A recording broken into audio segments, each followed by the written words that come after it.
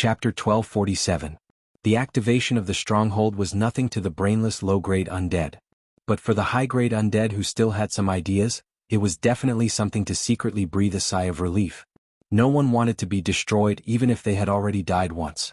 The undead had no morale to speak of, but the high-grade undead were more intelligent. Seeing that the swarm was large, the necromancers began to be less stingy with their magic and began to release large-scale magic. Plague clouds and wide-area shadow magic covered the main roads of Naxxramas, and the insects easily fell to their deaths.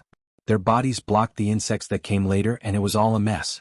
Kel Thuzad, who was in the control room at the core of the stronghold, was actually very conflicted. He wasn't sure if the command group summarized from the basic control commands was really the source command. After all, the prosperity of the Pantheon was already 25,000 years ago. With Sargeras's burning crusade, he killed many titans and burned a large number of titan creations. The authentic titan language had been lost. Most of the titan creations obtained from the Burning Legion had been modified by demons. Similarly, the titan creations occasionally obtained in the world of Azeroth had been modified countless times over the years. Even the language had been modified. Kel Thuzad carefully compared the source command he found. For example, this sentence, good, study, de. Kel Thuzad was sure that this was different from all the languages he knew. It was different from the common human language and it was definitely not a variant of Elvish, Troll, Eridar, etc. because the words, sentences and grammar were all different. It should be the language of some destroyed country or race, Kel Thuzad was sure. He had no choice. He had to get Naxxramas out of danger as soon as possible. There was a real god behind Angela, and it was an evil god with a bad temper. Before the Lich King woke up, if he and his Naxxramas were destroyed here, it would be a waste. It was unknown whether the Lich King would avenge him in the future. In front of them was the Insect Tide, and behind them was the allied forces of the Sleeping Dragon Alliance. Stuck in the middle, there was only destruction. So he could only gamble. The huge bone palm that was the size of a water basin pressed firmly on the purplish-blue control screen of the void power furnace that gave off a technological feel. Kel Thuzad shouted, "Up! Up!" The entire stronghold shook violently. The fortress that had fallen for a long time had a mysterious energy radiance on its bumpy outer wall. Mysterious patterns spread out like water ripples, as if they were rippling and spreading. An ice-cold aura spread out, but everyone felt that this was a blood-boiling ancient beast awakening, baring its shining fangs at all existences that were spying on it. Yes, that's right. That was it. Kel Thuzad was extremely excited. Not only him but the other leaders of the Calamity Troop were also excited. Lord Kurtaz, one of the 4 horsemen of the apocalypse, rode his undead warhorse and charged at the hundreds of giant insects in front of him. Meteor. The Death Knight, who was a dwarf in his previous life, suddenly raised his right hand and summoned a huge flaming meteor, which shot towards the hundreds of insects at the entrance of the tunnel. The hundreds of insects in front were instantly turned into charcoal, and the insects in the back didn't fare any better. In the face of the unstoppable force, they were directly blown away and fell out of the passage of Naxxramas. Ah! As expected of Lord Kel Thuzad. Finally, I don't have to look at those disgusting insects every day. Black Witch Farina let out a long sigh of relief, showing an expression of relief. After she took over the command, the Calamity Troop was once beaten like dogs, and the other leaders were quite critical of her. Since Kel Thuzad had regained control of the fortress, then she had successfully retreated. She thought about many things. Although she had suffered a great loss in command, at least she hadn't collapsed. Maybe I can be promoted to the chief of a certain area with this achievement? Seeing that they were getting further and further away from the ground, the insects below became smaller and smaller. Seeing that they were about to escape the sea of suffering, Farina couldn't help but look forward to it. At this moment, Naxxramas suddenly jumped violently, giving Kel Thuzad and all the undead creatures a shock. Then, without any warning, the entire flying fortress began to lose its ability to float and plummeted to the ground. No, no, no. What are you doing? I want you to rise. Kel Thuzad screamed. He quickly scanned the control panel with his scarlet eyes of the soul, only to see that on the control panel, almost all the data was normal. The only problem was that the system seemed to judge that he wanted to go down, not up. What was going on? The more Kel Thuzad shouted, "Up!" the faster the fortress fell. With no other choice, he could only try to say, "Down." In the end, it fell even faster. Bam! Accompanied by a loud sound that shook the heavens and the earth, Naxxramas once again smashed onto the temple of Ankh-Karaj. Because it had risen for a distance before falling, this time it didn't fall on the ground, but directly smashed the first level of the temple and the first underground level. The undead in Naxxramas naturally lost their arms and legs, and the cursing sect disciples who were still alive also suffered serious casualties. Without giving the Calamity Troop any time to react, the fortress actually flew up again, but this time it was about the same. It flew up to a height of 500 meters, then fell down again. Then, a minute later, it flew up again and fell down. This time it was like a pile driver smashing back and forth, smashing the second underground level. On the Heaven Breaker, the big shots of the Alliance watched this scene with their mouths agape. When Naxxramas smashed in, it was like dog sh*t. Alright, if the first time was dog sh*t, then the second time was dog sh*t, and the third time was dog sh*t with a mace. That was terrible. Gavin Rad originally wanted to say something dirty, but he suddenly realized that the atmosphere was a bit inappropriate, so he could only ask, "Boss, did you secretly control Naxxramas? Then are you going to smash this flying fortress like a walnut?" Smash? How could a Titan's creation be so simple? Besides, both sides haven't even used their ultimate moves yet. But it's going to happen soon. Duque murmured. This was practically confirming what Duque had said. The next moment, the entire temple of Ankh-Karaj seemed to come alive. From every hole in the temple, a thick tentacle with eyes extended out. The blue eyeballs at the top of the tentacles looked like a dense patch of seaweed from afar. These eyes were so ominous and terrifying. Even if you had trypophobia or not, just looking at them would make you feel nauseous. Chapter 1248. These giant eye tentacles were the eyes of the ancient evil god Thun, and also its tentacles. If these tentacles with eyes were treated as onlookers who came to watch the show, it would be hilarious. 3 seconds later, hundreds of giant eye tentacles widened their eyes at the same time.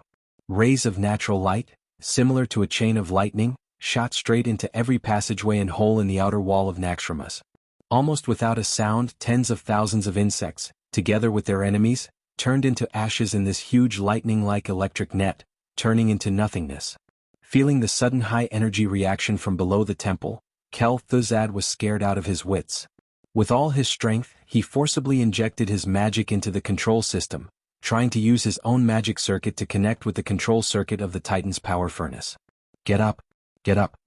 This kind of violent cracking was something Thuzad had always avoided. After all, he didn't know what the consequences would be if he connected his magic circuit to a power furnace with such a huge energy requirement. Perhaps he would gain control of the system, or the power furnace would drain his magic in reverse. This was another big gamble. He didn't know if he had gambled correctly or lost. Anyway, the whole of Naxxramas rose slowly for the 4th time. However, this time Thun should be furious, and it was not going to let go of this fortress that had provoked its divine power again and again. What's more, the fortress itself had the Titan aura that it hated. If it couldn't enslave the Titan creation, then it would completely destroy it. In less than 3 seconds, a huge red beam of light with a diameter of at least 50 meters shot straight up from the ground, broke through the thick rock layer, and shot straight at Naxxramas, who had just flown up. Thuzad was so scared that his teeth almost broke. He no longer cared about holding back. This time, he crushed a peculiar rune stone that he took out from his interspatial bag. Originally, this treasure, which was personally given to him by Lich King Arthas before he fell asleep, should have been his last resort. Unfortunately, he could no longer hold back. An incomparably gorgeous white light suddenly poured out of the suspended fortress. Bystanders could see from afar that huge clusters of ice were surging out of every window, every passageway, and every hole on the outer wall of the fortress that had been blasted open. In less than 1/100th of a second, these ice clusters formed an incomparably dense forest of icicles, and within 1/10th of a second, the entire fortress was wrapped in ice like a ball. This was a big move that was completely beyond the imagination of mortals. Perhaps only such a move could withstand the terrifying blow from Thun. The special skill, like the frozen tomb, collided with Thun's dark flash in midair. At that moment, the entire sky of Silithus seemed to flicker with the brilliance of the laws and elements. The clouds in the sky were instantly blasted apart. Even so, on the dissipating clouds everywhere that could be projected, there were still dense purplish-black flame patterns appearing. At the same time, more dark energy was attacking the huge ice ball that covered the entire flying fortress. Under the flickering light, the spectators in the distance could clearly see the faint silver network that was flashing under the layer of ice. Duque said solemnly. Are those the lines of law? Not every powerhouse could see so many lines. Everyone could only see that the violent explosion and the turbulence of energy had turned the entire sky into a mess. The aftermath of the explosion spread in all directions, with Naxxramas as the center. As if there was a moment of delay, a shock wave that swept through everything erupted. In just half a second, tens of thousands of Ankharaj flying insects were directly crushed into large and small pieces by the shock wave, falling from the sky like a heavy rain. The powerful elemental energy fluctuations caused all the surveillance magic mirrors to lose their images. This didn't matter. Even from 10,000 meters away on the suspended heaven breaker, they could still clearly see the huge cloud of flames rising in the distance.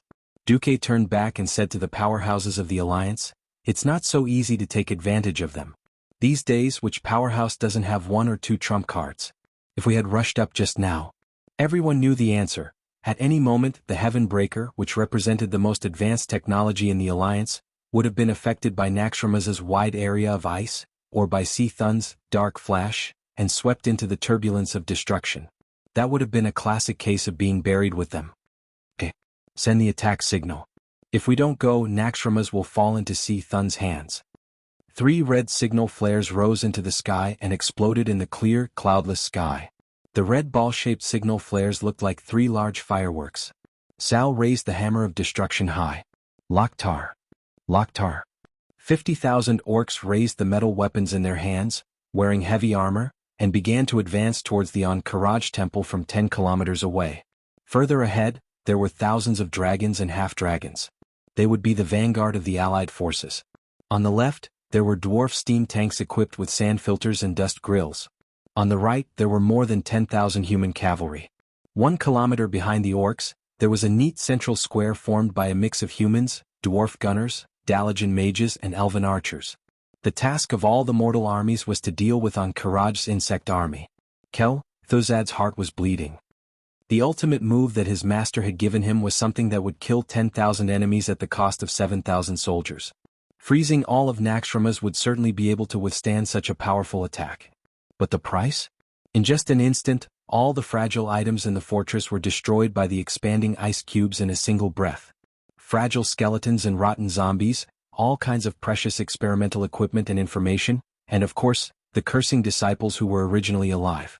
As the leader of the cursed god, Thuzad definitely understood the importance of having living subordinates. It was because of these living people that he could rope in the fallen nobles and do things better in the human world. Now, other than the Black Witch Farina, there was no one else alive in the entire fortress. Clenching his teeth, Thuzad shouted, "Unseal." The ice seal could not last long. Otherwise, even the undead would have all kinds of trouble. However, just as Naxxramas unsealed the ice seal and moved westward in an attempt to escape the Silithus area as soon as possible, the fortress once again shook violently. This time, it was no longer a problem with the fortress's floating system. Not good. The Alliance's flying ship has crashed right in. Chapter 1249. Be careful. Duque warned as he watched the Alliance's powerhouses split into 2 groups. This was the enemy's territory. Even if they had the upper hand in the early stages, they could never be too careful. Duque didn't specifically say anything to his women. He had already said what he wanted to say last night. He and Aurelia were lovers as well as like-minded comrades. Petty words of love were not suitable for them. Before they left, they expressed their love with an affectionate gaze. Ever since Turayan's disappearance, the Alliance had become short on manpower. After racking his brains, Duque finally decided on the teams. The ones going to the structure area were Magni, Gavin Rad, Benedicta's, Aurelia, Sasha, Edwin Van Cleef and Alicia. The ones going to the military area were Tyrion, Liadeline, Korea, Tyrant, Sylvanas, Vanessa and Jaina. Including Duque, who had gone into the spider zone alone, there were exactly 15 of them. The rest were either defending the Alliance's territory or supporting William's side. My 40-man hero team. Who knew when he would be able to gather an all-star hero team again? Shaking his head to get the terrible reality out of his mind, Duque turned and set off. On his retina, Duque's vision had completely changed. Unlike the other heroes who advanced slowly and cautiously, Duque was simply unrestrained. After such a long period of observation and attaching all kinds of magical gadgets to the unprepared insects, and even the undying, the 3-dimensional map of Naxxramas had long been imprinted in Duque's mind. Although he had also given Jaina and Alucia a copy, the two female spellcasters clearly didn't have such a heaven-defying positioning ability as Duque.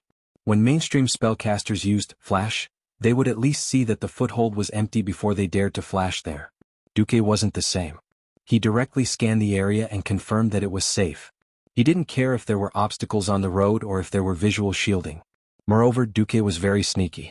He flashed to a blind spot that even the undead couldn't detect, or to the top of a tall building. Of course, he also avoided the spider webs that covered the entire area.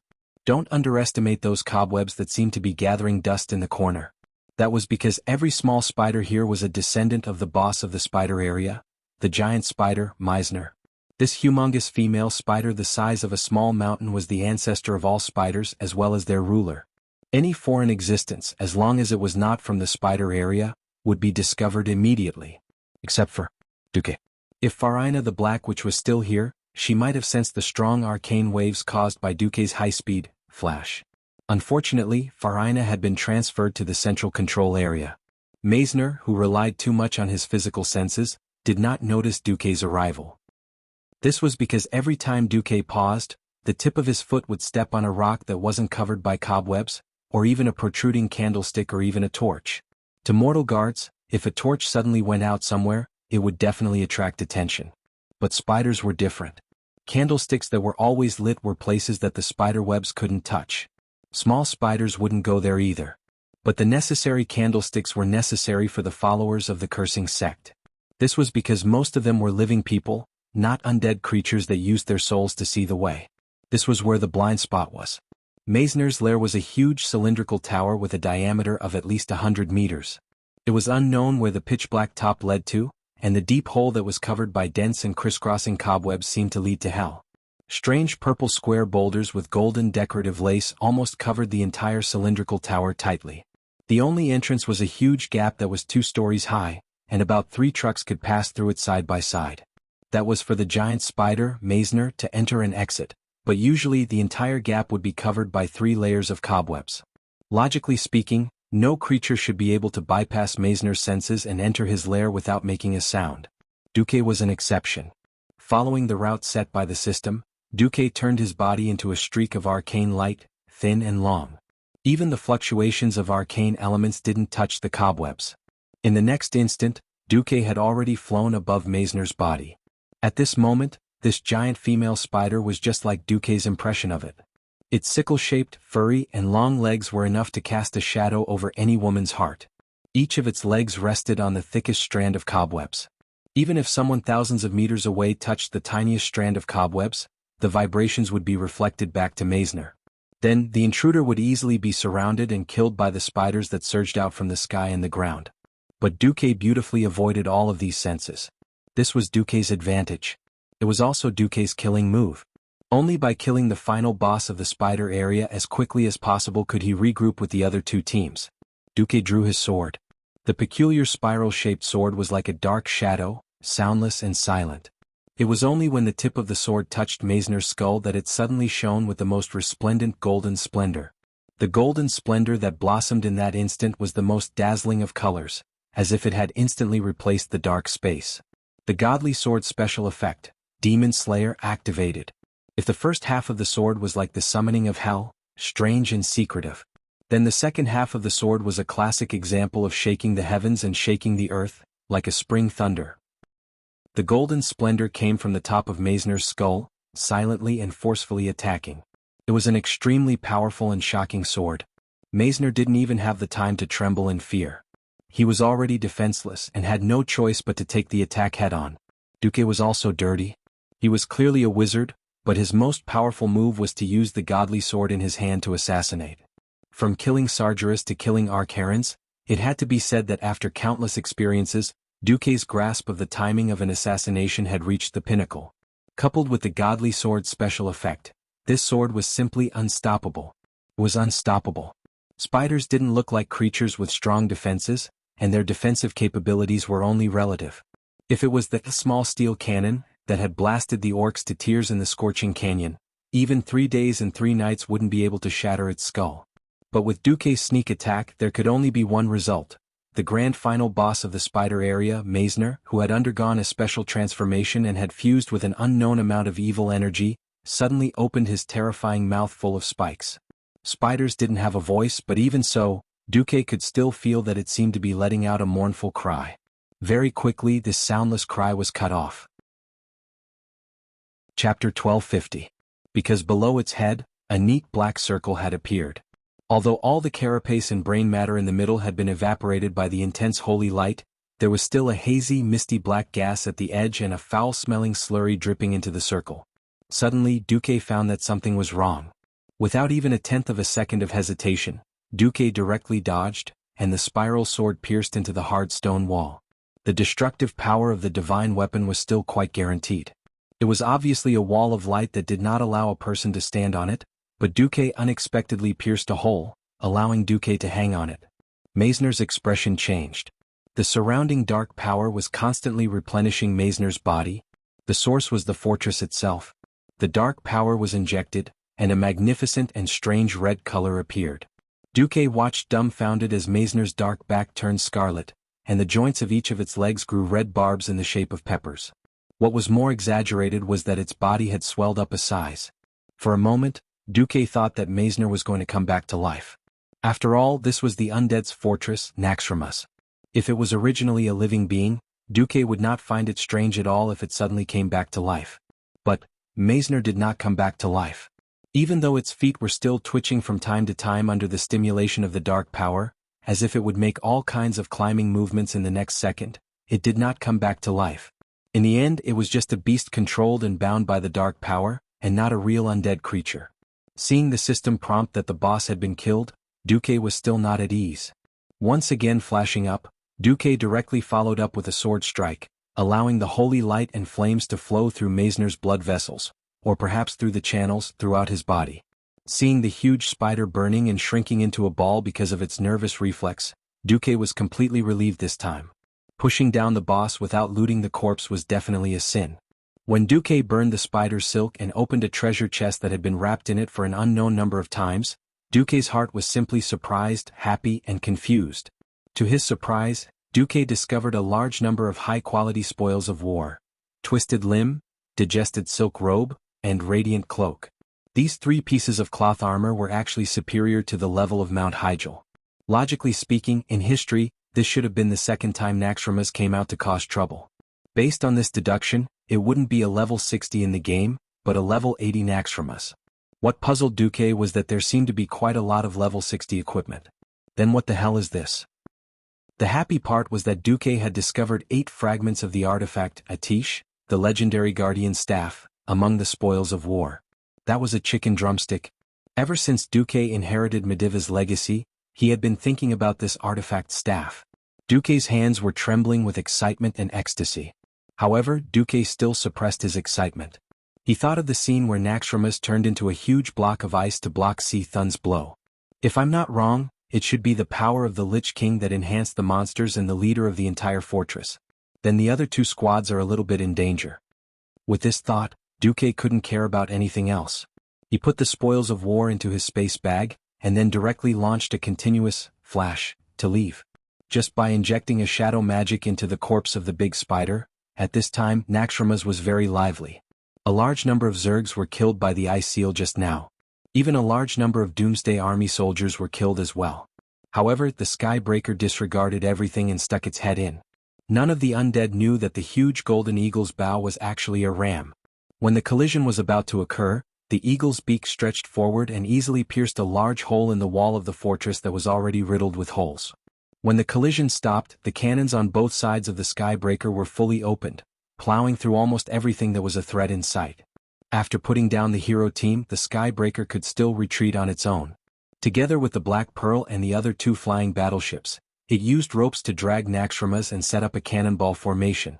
At a distance of 50 meters, which was almost 0 distance for a cannonball battle, they ruthlessly beat up Naxxramas. Not only that, but they also sent out the 101st Airborne Division, which was formed by a certain someone out of bad taste. This elite squad of dwarf gunners, human warriors, and paladins only had 300 people, but they were firmly rooted at the entrance of the fortress like nails, using the cannons as cover, leaving a path of retreat for the Alliance's strong squad. Farina. Continue to command the fortress. Let the leaders defend their own areas and annihilate the invaders at the same time. I must control the fortress again. Kel Thuzad was a little flustered and exasperated as he used magic to inform Farina. Unless he was willing to abandon the fortress, abandon the entire undead army, and run back to the Ice-Crown Fortress with a few leaders while preparing to bear the thunderous wrath of the Lich King, he had to hold on until the end. Thump thump thump. Like an inflatable fat man's abomination, it carried rusty iron chains and grappling hooks stained with dark red blood as it took heavy steps towards the Alliance's airborne division. Ready, fire. Along with the shout of Justin Barrett, the captain of the Skybreaker and a high-ranking commander of the Alliance, the sharpest dwarf gunners accurately fired the cannonballs into the deep and spacious passageways. The roar of the 155mm cannons resounded through the sky. Even if this thing didn't hit, it could still scorch an area of dozens of meters. Did it hit? Ah. Did you see that nearly 4-meter-tall abomination made from rotten flesh? It was directly smashed into meat paste, and even the rotten flesh turned to ash in mid-air. Under the cover of such powerful artillery fire, even the Death Knights with undead warhorses found it difficult to forcefully attack the Alliance elites nailed at the passageway. In the dark main control room, hundreds of light screens flickered continuously. There were real-time battle scenes as well as various data that symbolized the comparison of forces. No matter how you looked at it, the Calamity Army was in trouble. Farina was flustered. Let the 3rd Squadron of Death Knights fill in and attack the Alliance at the passageway. What about the Gargoyle troops? Do we still have ice dragons? Just as she and her low-level Lich subordinates were busy in the command center, no one noticed that the cobwebs that originally covered the outside of the main control room had quietly changed color. From its original bright and dazzling white color, it turned into a dark matte color. This was not their fault. No one would have thought that the dignified leader of the Spider District, Meisner, would be silently killed in one shot. Chapter 1251. However, as the core of Naxxrama's command center, it was not so easy to break in. In addition to the continuous spider webs covering the entire control room, there were also hundreds of elite Death Knights and abominations guarding it. More importantly, there was a magic shield with no blind spots. If it was a verification type of magic shield, there would be other ways. Unfortunately, ever since a certain someone had successfully infiltrated the Frost Dragon's lair and saved Tyrant and Sylvanas, who were favored by Kel Thuzad, it would be an insult to the intelligence of the leaders of the Scourge Army if they didn't have any new tricks up their sleeves. The Scourge Army's defensive strategy was to reject all outsiders at the start of the war. Duque, who was hiding in the dark, frowned. This is a bit tricky. Because he foresaw the upcoming series of battles, Duque wanted to preserve as much strength as possible for himself. However, after weighing the pros and cons, Duque still decided that he could not hold back. Let's do it. Duque's eyes sharpened, and his entire body flashed with a bright arcane light. He did not choose to use invisibility. Since he would definitely be discovered, there was no point in sneaking in. Who is it? The Death Knight who abided by his duty discovered Duque immediately. Enemy. The shrill soul cry of the leading Death Knight echoed in the minds of every undead around him. Not only the guards, but even the defensive magic arrays in the surroundings also reacted. Accompanied by a siren that sounded gentle to the living but extremely ear-piercing to the undead, the magic towers that were already in a combat-ready state shot dozens of violent shadow arrows at Duque. This was not ordinary shadow magic. The purity of the magic was enough to make an ordinary Breaking Dawn mage speechless, not to mention that the magic contained strange curses. If it was an ordinary Radiant Moon mage, even one arrow would be enough to kill him. This scene of shadow arrow rain whistling towards Duque, with an unstoppable momentum that could destroy everything in its path. Indeed, Duque could activate Ice Barrier to open a refrigerator and adjust the concentration of frost elements in his body to the highest, rejecting other magical elements as much as possible. But then, Duque made a decision that no one would have thought of. He maintained his high-speed sprint with long strides. Idiot. The Death Knight leader's face that had not completely rotted squeezed out a sarcastic expression. That was a bad plan. What a terrible plan. How could mortals resist such concentrated magic power with their flesh and blood? Even if it was Kel Thuzad himself, he wouldn't be able to take this wave of shadow arrow rain without using a powerful magic shield. Rumble. A loud explosion resounded, followed by the impact of the shadow energy. The marble floor tiles, which were so solid that even the Frost WRMs couldn't crush them with their feet, and were reinforced with magical defensive arrays, instantly turned into honeycombs. The sculptures and decorations on both sides of the tunnel were easily destroyed by the aftermath of the shadow energy, turning into dust and scattering with the wind. Not to mention Duque, who was being attacked by the dark arrow hail. In that instant, it was as if Sargeras, the demon king in his perfect state, had personally unleashed his thunderous fury. Whistling sounds could be heard, and the shadow arrows that were shot from the magic towers in all directions could no longer be called arrows. The black lightning, which was as thick as a water tank, was simply a cannon with unparalleled power. Poof!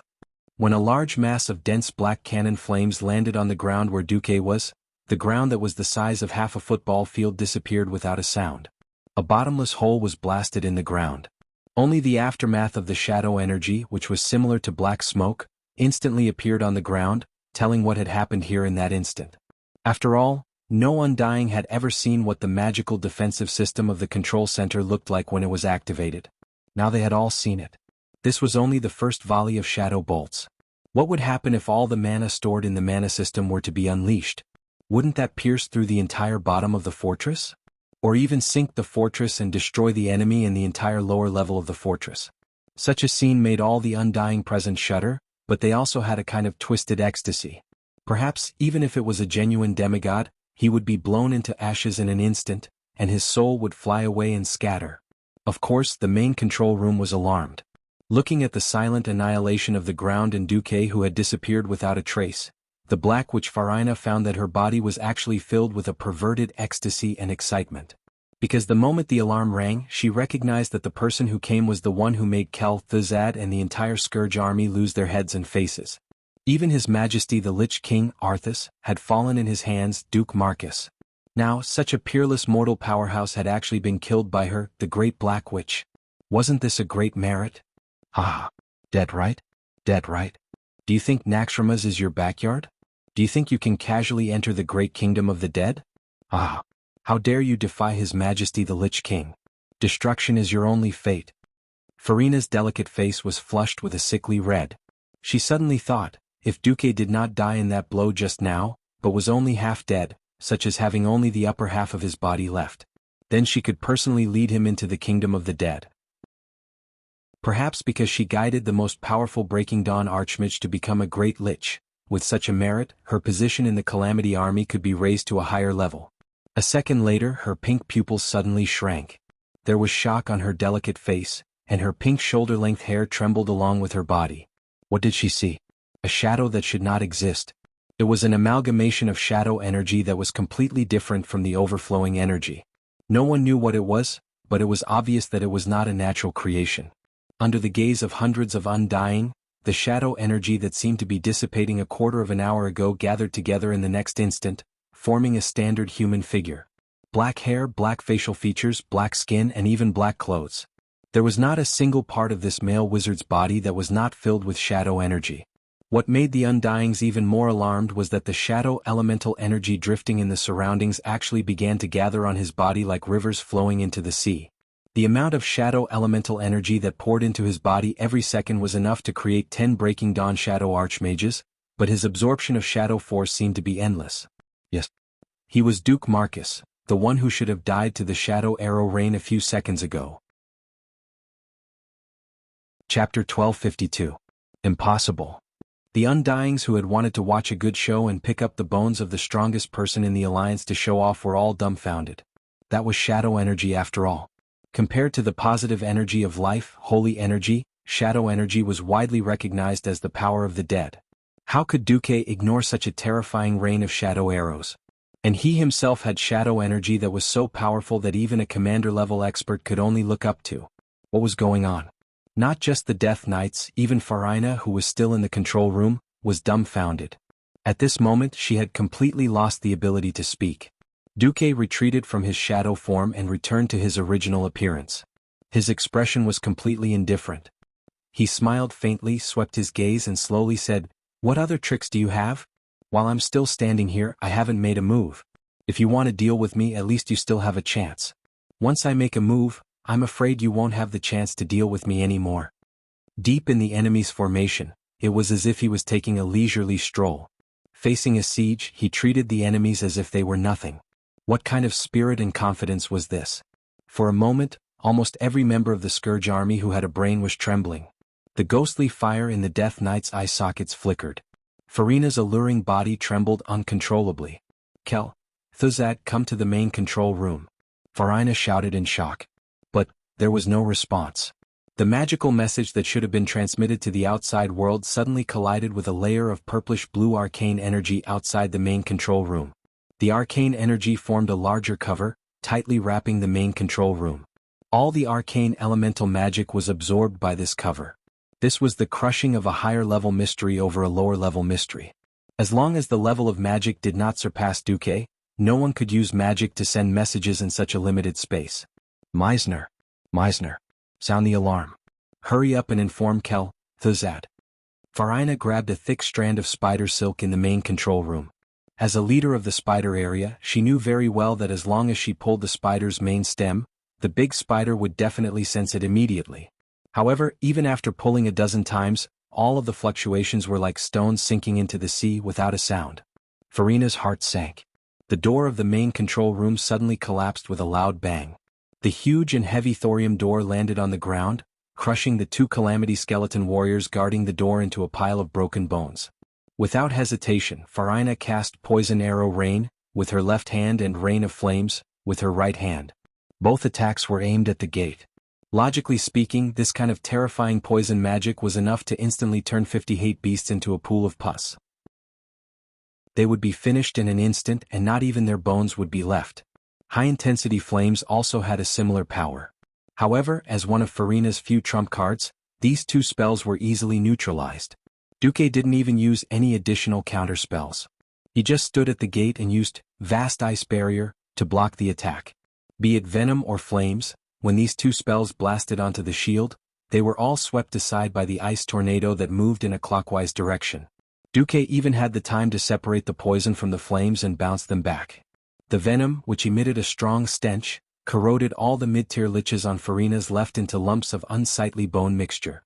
The flames, which had dissipated quite a bit, burned the liches on her right into ashes.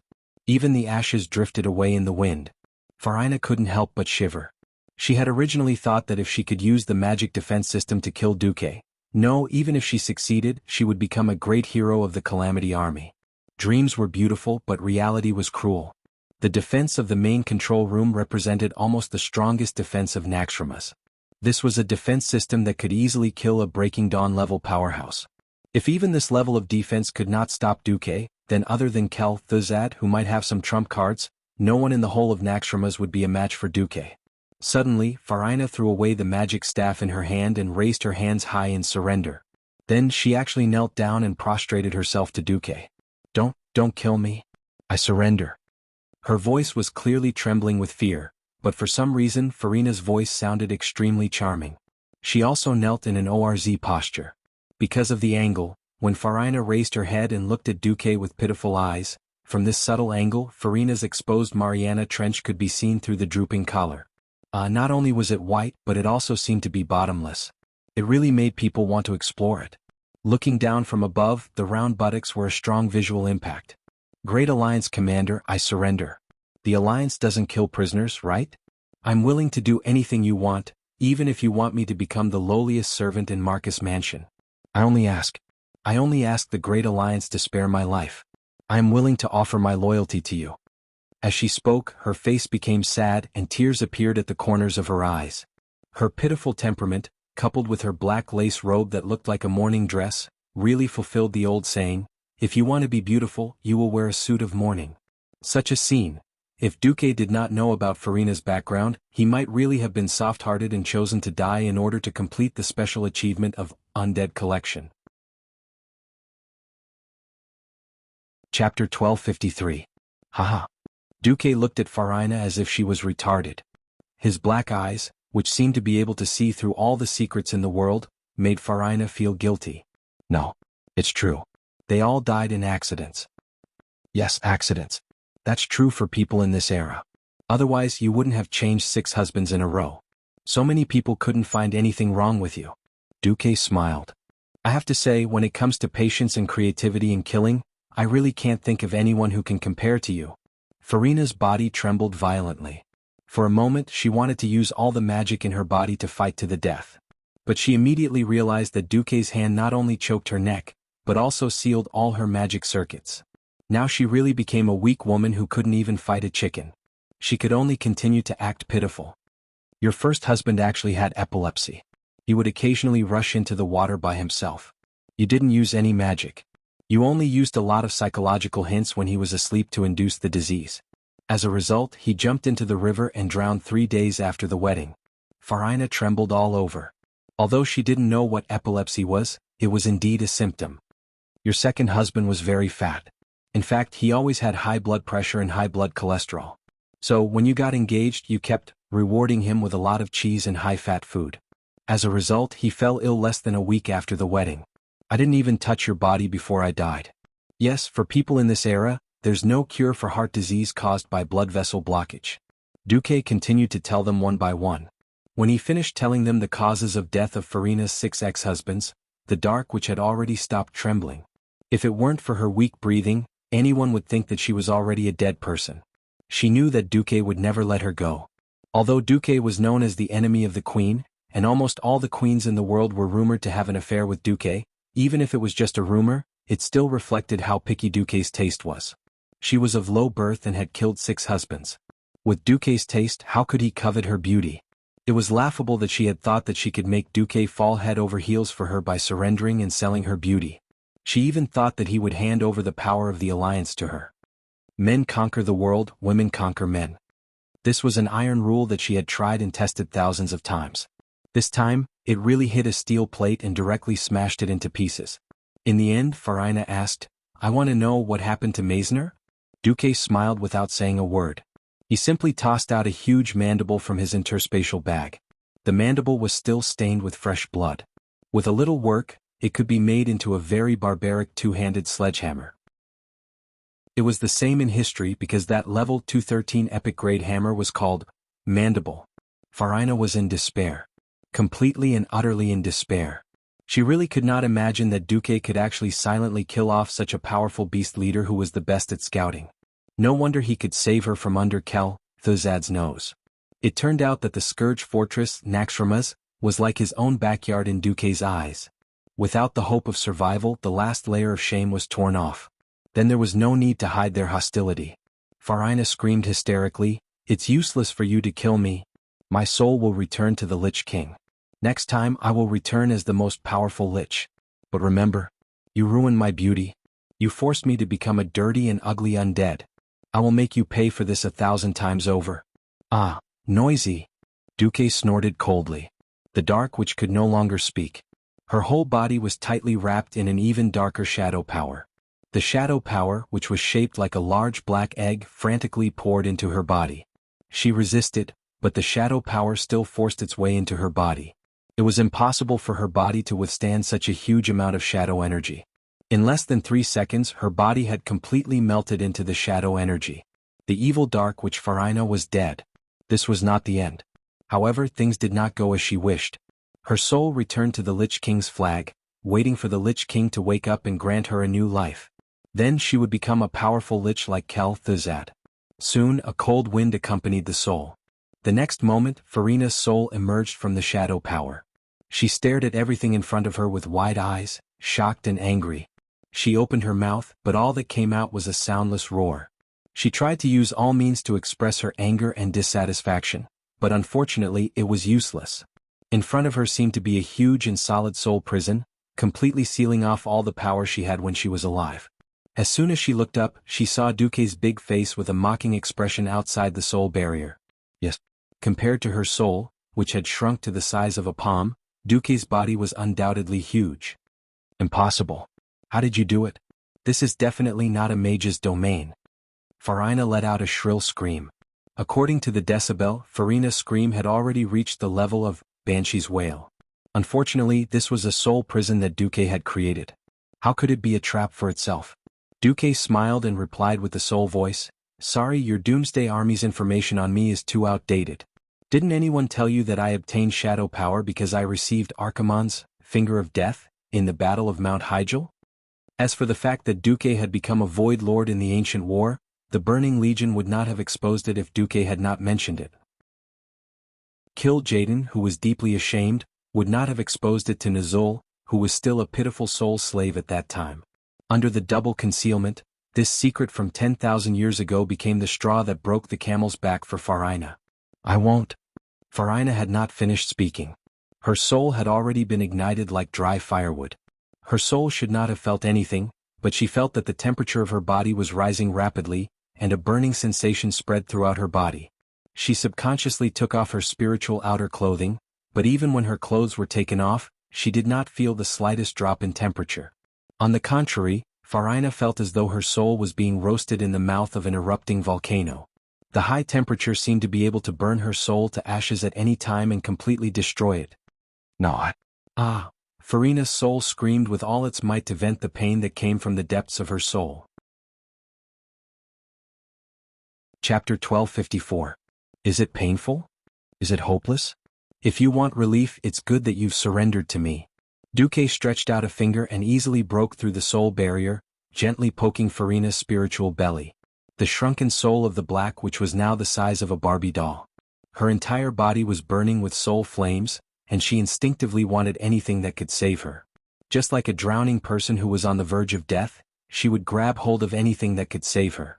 Farina immediately felt the cold breath from Duque's little finger. Without hesitation, she hugged it. The scene looked very strange. A doll-like soul of a beautiful woman hugged a pillar-like little finger, greedily seeking the cold breath from it. Are you using my finger as a pillow? Duque teased. But the next moment, Duque retracted his finger. Farina's soul crashed miserably against the soul barrier, and once again fell into the flames of soul punishment. She could not help but let out another painful scream and moan. Black Witch, surrender to me, Duke Marcus. Otherwise, you will suffer in this eternal flame for at least 10,000 years. 10,000 years? No, spare me, I can't go on for another minute. Farina, who had turned into a little soul, cried and shouted. She decisively gave up what little restraint she had left. Was she a vicious woman? Yes. Otherwise there wouldn't have been those classic 6 murders. Was she a person of strong will? No. She had strived to enter the upper class and enjoy the most extravagant life. She had never been someone who could endure hardship.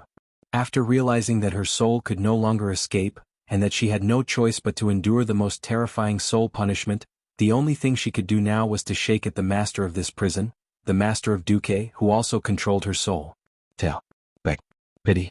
Duque stuck his finger in again. The doll-like Farina hugged Duque's little finger and kissed it madly.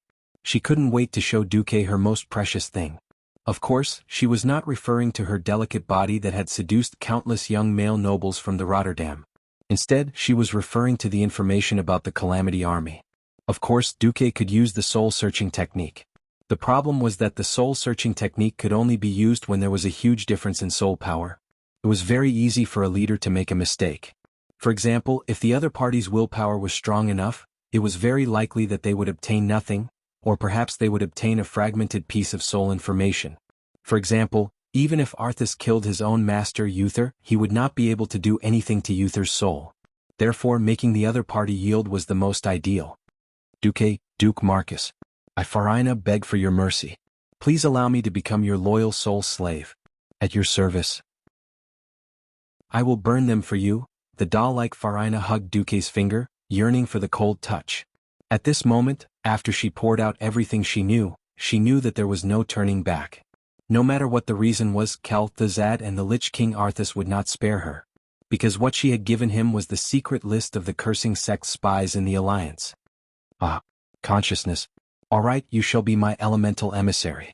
This time, Duque was really satisfied. Praise you. Great Master. Farina opened up her soul, allowing Duque's shadow power to invade every corner of her soul. Now the only thing she desired was to be completely conquered by him, to satisfy her empty and frightened soul. Because of betrayal, she desired a stronger backer and stronger power. It sounded very ironic, right? However, as the shadow power continued to pour in, Farina's previous pursuits and misgivings about the Calamity Army had all disappeared from her mind. She was like the most loyal hound, longing for the orders from her master. As the shadow power strengthened her soul, she moaned in agony, praying for the arrival of the master's orders that symbolized happiness. When Farina came back to her senses, she found herself back in the main control room, facing dozens of flashing magic mirror screens. Duque was still standing in front of her with a smile. She raised her hands in shock and found that her body was still there. "I'm fine?" Farina asked herself in shock. The next second she realized that her body had changed. She was still breathing. She was still alive. However, the thing that kept her alive was no longer her heart and brain. It was the shadow energy lurking in her heart and every bone in her body. Apart from her life signs, she was already a shadow elemental life form in her bones. Moreover, at least half of her soul was in Duque's hands. She could clearly feel this. Suddenly, her body trembled. Her mouth twitched, but she still lowered her head and said to Duque, "Master." "Good. You know what I'm going to do, right?" The Dark Witch was very smart. She immediately understood. "I can't order commander-level beings." Duque didn't mind. "As long as all the other troubles are gone." "Understood." The Dark Witch took a deep breath and turned around. She was once again the temporary commander of Naxxramas. "All undead, pay attention. We must gather our forces and drive out the damn alliance in one fell swoop. 3rd Death Knight Squad, hurry to E3. 5th Abomination Squad, go." Farina methodically ordered all of Naxxramas' troops to gather in the direction of the Sky Breaker. At first glance, there seemed to be nothing wrong with her command. But when you considered that she had even sent away the troops that were fighting with the two alliance powerhouses, it was a bit of a joke. Damn it, what's going on? Is that stupid woman just going to let those alliance powerhouses come and go? The Death Knights who were about to snipe Magni and the others couldn't help but curse. "Follow orders. Copies. Aren't the 4 Death Knights guarding the military zone?" The Death Knights were all knights and even holy knights when they were alive. They had inherited their martial arts and military discipline. No matter how unwilling they were, they still chose to follow orders. In the end, the Alliance heroes saw the surging undead army retreat like the tide. "What the hell?" Magni muttered. The powerhouses all looked at each other. At this time, the Alliance near the Skybreaker had a deeper understanding. When the Skybreaker's captain, Justin Barrett, saw that the enemy had gathered almost all of their forces here, his face turned green. Who knew that in the next moment Naxxramas would change drastically? Chapter 1255. Seeing so many Death Knights, abominations, and even frost dragons swarming over, the hundreds of elite professionals of the Alliance had already given up on any hope of survival. At this time, the most urgent order to retreat came. Retreat? Immediately? The leading professional still wanted to persist, but he heard Justin's roar, "Don't be stubborn. Commander Marcus is going to use his ultimate move. If you don't want to die with bones, get back here. I'll cover you with artillery fire." Those who dared to attack Naxxramas were all men of steel. Many of them were the core members of the Silver Dawn. Perhaps they had all imagined that if they failed and were killed, they might even become the hated undead. But as long as they were still alive, they would fight for their families, for their kingdom, and for this world. They were not afraid of death, but they were afraid of dying meaninglessly. If they had to retreat for the sake of retreating, they would rather die. If it was about Duke's ultimate move, then it would really be laughable. His ultimate move had been praised by countless people. The earliest was during the first battle at the Dark Portal, when he burned down Stormwind City and conveniently buried 100,000 orcs. Every single professionist shivered and quickly retreated. At this time, the fiercest cannon sound came from the Heaven Breaker. "Fire all the cannons. It doesn't matter even if the cannons explode. As long as we can save the brave warriors of the Alliance, it will be our victory." Justin shouted. The dwarf cannoneers naturally fired with all their might. Ignoring the hot cannoneers that retreated from the cannons, the dwarf cannoneers used God's descent to throw and load the cannoneers. They didn't need to aim, since the cannoneers wouldn't be able to hit them at such a close distance. For a moment, the roar of the cannons and the huge smoke almost enveloped the entire Heaven Breaker. The ship couldn't be seen anymore. While the cannons suppressed the undead army, the elites of the Alliance quickly retreated along the Iron Chain Bridge. They barely managed to retreat 90%. At this time, the Iron Chain Bridge on the side of Naxxramas shook violently, as if it was hit by a violent earthquake. Suddenly, the entire flying fortress shook. On the Heaven Breaker, which relied on its propellers to keep itself afloat, the Alliance soldiers were able to see everything even more clearly. Outside the undead fortress of Naxxramas, a giant skull that was either a decoration or a magical creation began to slide down the slope of the fortress. As the gigantic skeleton sculpture that was the size of 2 football fields fell, the undead army that was about to besiege the Alliance's elites fell. Just like broken building blocks, The trapezoidal area that was filled with death knights and abominations and other high-level undead actually followed the skeleton carvings and peeled off from the Naxxrama's fortress. The whole thing fell downwards and it was still the Ankh-Karaj temple below. Ah, this was not a scream. The undead didn't have the emotion of fear. It was the death knights who were cursing. The death knights were pitiful. They weren't frost dragon knights. The proud dragon race wouldn't be willing to be ridden by humans or other species even after they died. In the end, the death knight was in despair. He was riding an undead warhorse that could not fly. Right now he was at least 500 meters from the ground. With his shadow magic power, if he was skilled enough, he could activate Death's Grasp in time to catch something when he was about to fall to the ground. Then the death knights probably wouldn't break their legs. The undead warhorses would definitely break their leg bones. As for the abominations, they could only pray for themselves. Falling from such a height of 500 meters, they would probably be crushed into meat paste. Without their warhorses, the combat power of the death knights would drop by at least 30%. Under such circumstances, if they were to face the never-ending bug nest in despair, it would really be laughable. Almost every Alliance warrior had a look of utter shock on their faces. It seemed that the love-hate relationship between the Scourge army and the Bug army wasn't enough. This time they didn't even give the Scourge army a way out. Justin saw something. He said vaguely but mysteriously, "It seems that the Heavenbreaker will have to come to Naxxrama's often in the future." In the main control room, curses came from almost every communication circuit, as well as reproaches from the four horsemen of the apocalypse. However, Farina ignored all of them. In the name of the commander, she pulled all the remaining troops of the Scourge army to the edge of the area, and then stripped the entire building area in the name of damage to the area. The entire stronghold was quiet. Farina knelt down, prostrated herself on the ground, and said in the most respectful tone, "Great Master Marcus, now except for the spider eggs that have not yet hatched in the spider area, and a small number of remnants who refused to obey orders just now, the stronghold is relatively clean." Duque suddenly wanted to laugh. Laugh if you want to laugh. Ah. Ah. Duque's arrogant laughter echoed throughout the entire main control room. At his feet, Farina shivered and could only put on a smile. Because she really couldn't figure out what this new master, who seemed to take every possibility into account, was thinking. This time Duque really made a profit. Originally he thought that Kel Thuzad would most likely give command to the four horsemen of the apocalypse. Unfortunately, there weren't so many hypotheses in the world. If it weren't for Kel Thuzad seeing that Farina was the backbone of the cursing church and one of the few rational high-ranking leaders, the command of Naxxramas would not have fallen into her hands. In terms of pure commanding ability, the four horsemen of the apocalypse were much stronger than her. Why her? Because the Death Knights were destined to be loyal to Arthas. Kel Thuzad was loyal to the Lich King, but he also had his own little calculations. It was just that now he had shot himself in the foot. As expected, Kel Thuzad's exasperated voice suddenly appeared in the main control room along with his projection. That was true. If Kel Thuzad couldn't sense such a big thing when several building areas of the stronghold fell off, then he wouldn't be worthy of being called the Lord of Naxxramas. Farina. You idiot. What did you do? Almost as soon as the projection of the Great Lich appeared, Farina was like a frightened rabbit, hiding behind Duque with incomparable agility. She didn't have the guts to lie on Duque's back or pull on Duque's cloak. She just knelt on Duque's back, trying to make her existence as small as possible, hoping that Kel Thuzad would ignore her. Unfortunately, how could Kel Thuzad not see her? His red eyes suddenly brightened. Duque. Farina, you traitor. Chapter 1256.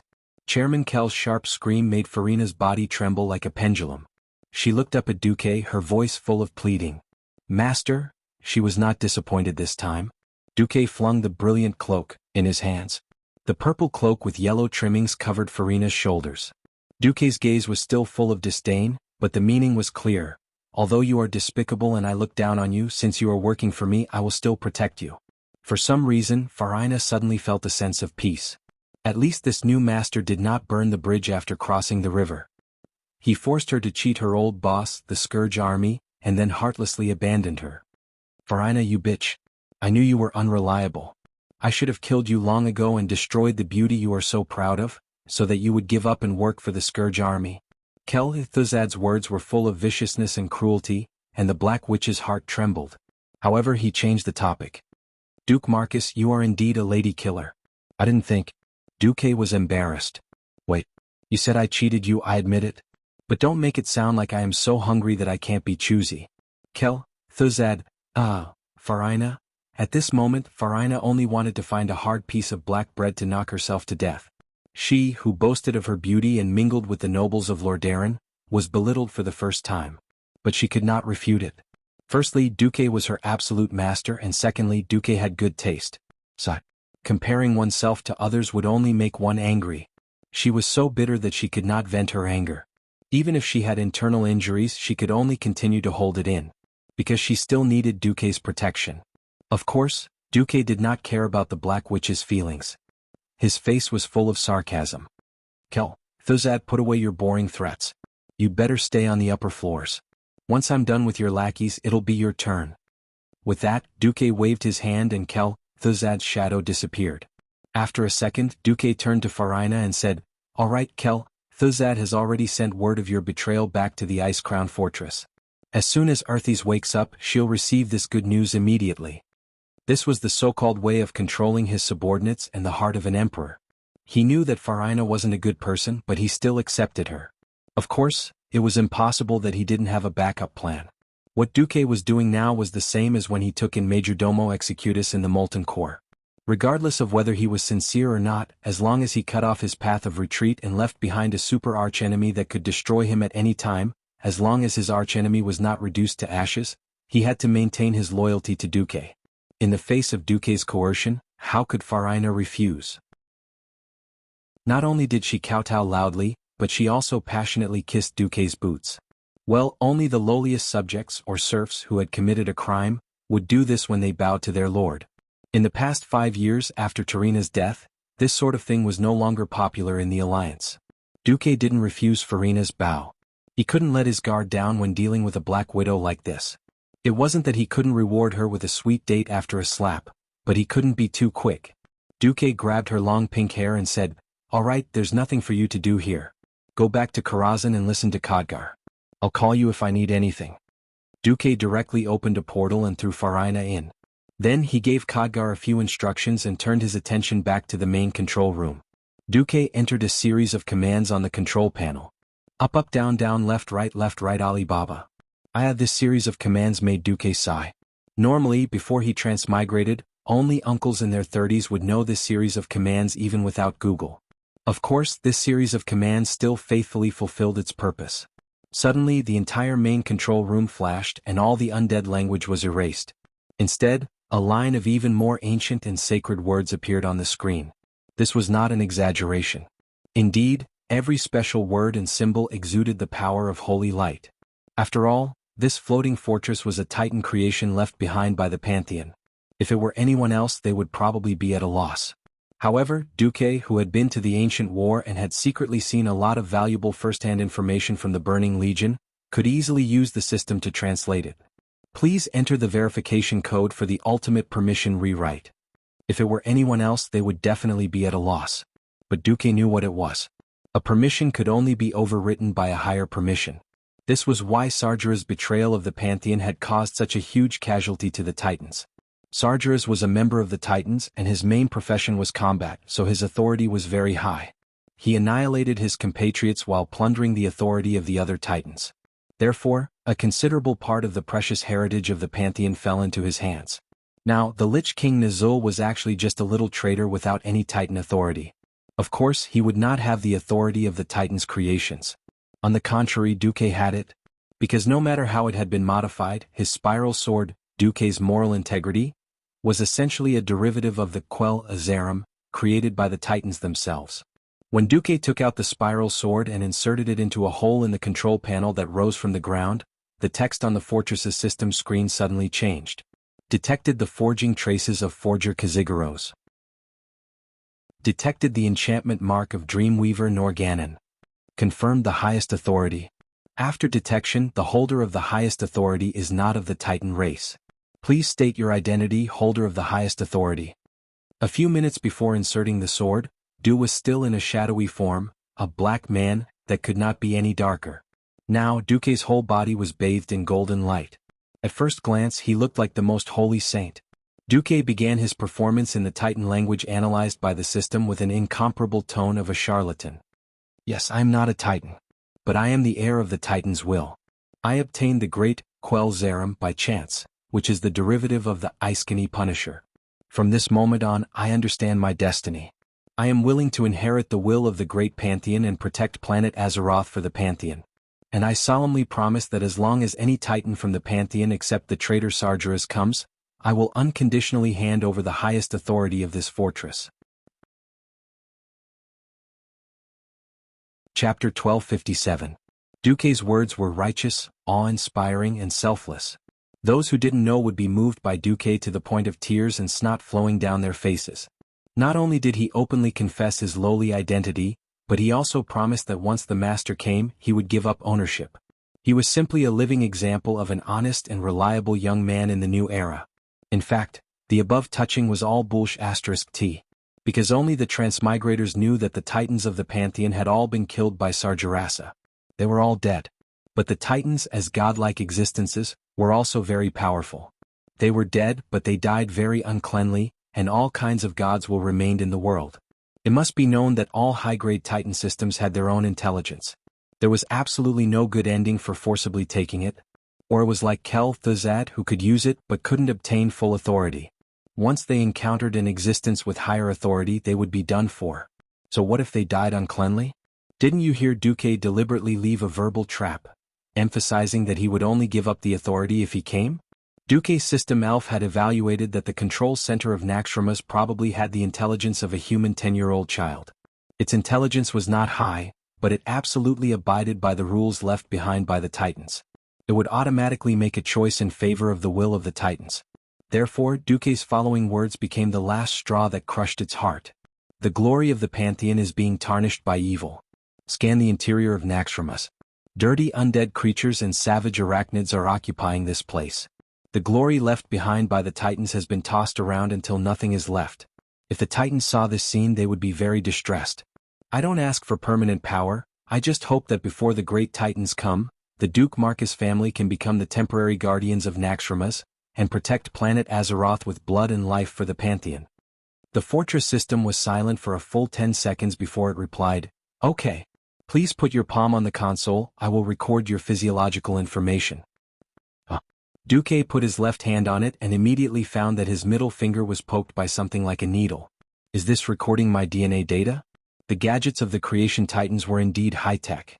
The fortress system's voice sounded again. Data recording complete. The physiological, genetic, and soul core data of the temporary highest authority holder, Duke Marcus, had been recorded. From now on, I will complete all your orders that are not directed at the Pantheon. Welcome, Commander Marcus. Please give the order. Phew. At this moment, Duque finally let out a long sigh of relief. Done. There were a lot of good things in Naxxramas, but the best thing was not the equipment obtained from killing Kel Thuzad or even the majority of the fragments of the artifact, Atish, legendary guardian staff, but Naxxramas itself. If one hadn't been to the distorted nether, they wouldn't have been able to truly feel the terror of the Burning Legion's void fleet. If it were the current version of the Skybreaker, it would probably be a moving target. Only the Dalajan could be considered the true backbone of air defense. Now Duque had added a heavy bargaining chip to the alliance, the floating fortress Naxxramas. In the future, if the planetary protection circle with the dragon aspect as the core collapsed, then Naxxramas could work together with the Dalajan to serve as the second barrier to Azeroth. At the very least, it could serve as a barrier to Stormwind City. Now that he had obtained the rights to the fortress, Duke naturally went all out to purify it. At this moment, the two teams of Alliance powerhouses, who were advancing cautiously, suddenly saw Duque's projection. Duque raised his right hand and made a very casual greeting gesture. Yo. I'm your family's Duque. Now I have control of the Naxxramas fortress. I'm ready to play purification and get rid of all those damn 8-legged eggs. You guys stay where you are. If you're afraid, just put on the mask I prepared for you. With that, Duque's figure disappeared. How long have we been here? That guy isn't a fake boss, is he? Gavin Rad routinely teased. Aurelia rolled her eyes at Gavin Rad. I'd rather believe that you're fake than think that Duque is fake. Sasha added, that's right. Kel Thuzad was a dead man when he was alive. He doesn't have a sense of humor like that. Gavin Rad was speechless. In the other team, Sylvanas was unsatisfied. Damn it, Duque used us as a cover again, and then went to do bad things in the dark? Tyrant, the high priest in a white robe, shrugged.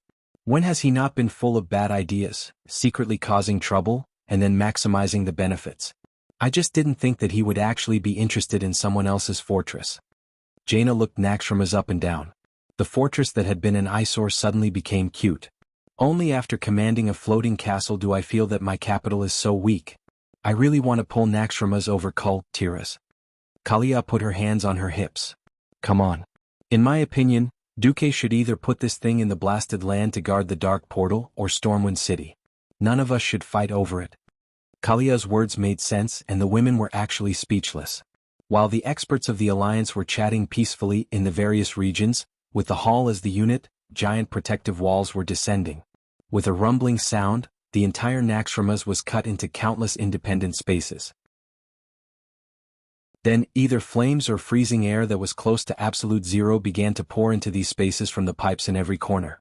Farina could raise spiders before, but she couldn't give them orders because their master was Meissner, who had been killed by Duque. Now the focus of the cleanup was naturally the spider area. Whoosh, in the spider area, it was as if an active volcano was erupting and flames were everywhere. A strong fire tornado spun in the huge space, connecting the sky and earth, not leaving any corner untouched. Those spider eggs were unlucky. Without their mother's care, there was a high chance that they wouldn't be able to hatch. Now they were directly sucked in and turned into charcoal. Even the spider eggs buried deep in the thick gelatinous soil were forcibly dug out by the strong fire tornado and thrown in all directions. Most spiders weighing less than 100 kilograms were directly rolled up and slammed into the hard stone walls, first turning into large meat patties, then into charcoal. As for the heavier spiders, they were often hit by all kinds of flying debris.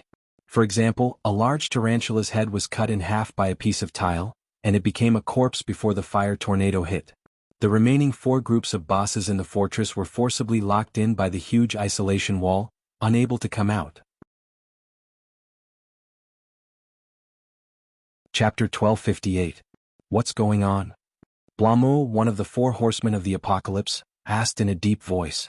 I have a bad feeling, Sir Zeliek said. Ever since Farina ordered all the troops to be mobilized to deal with the Heavenbreaker, I felt that it was very strange, the dwarf Death Knight, Lord Kurtaz, said in a low voice.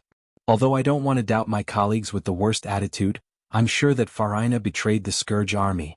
Otherwise, there's no way to explain why we're trapped and can't get any reply, the more experienced Death Knight, Baron Rivendare, said. Unable to drag Ashbringer Mograine down, Kel Thuzad could only pull Rivendare over, the leader of the 4 horsemen of the apocalypse. As the leader of the 4 horsemen, Rivendare's words were the final conclusion. The other 3 Death Knights looked at each other and Kurtaz made his move. Meteor.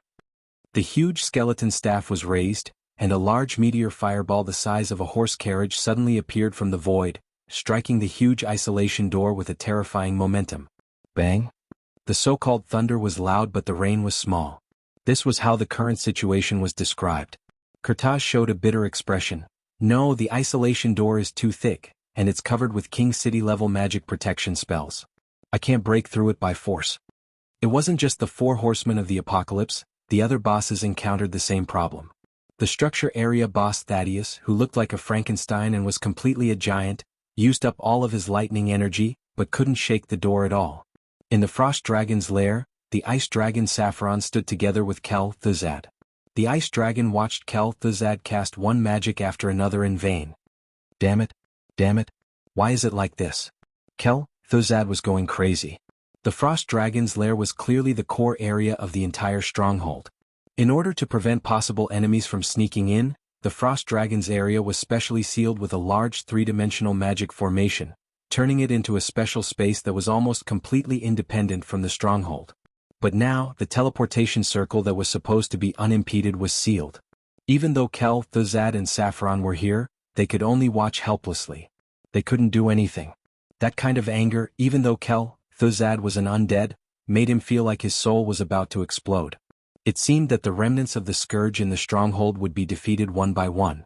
Since this would become a reality, Kel Thuzad understood that he had to do something.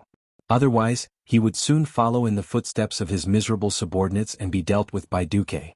Kel Thuzad pulled out a scarlet flame from his chest and his eyes glowed red. It seems that we have no other choice. Saffron, come with me. In the name of the great Lich King Arthas, I command you.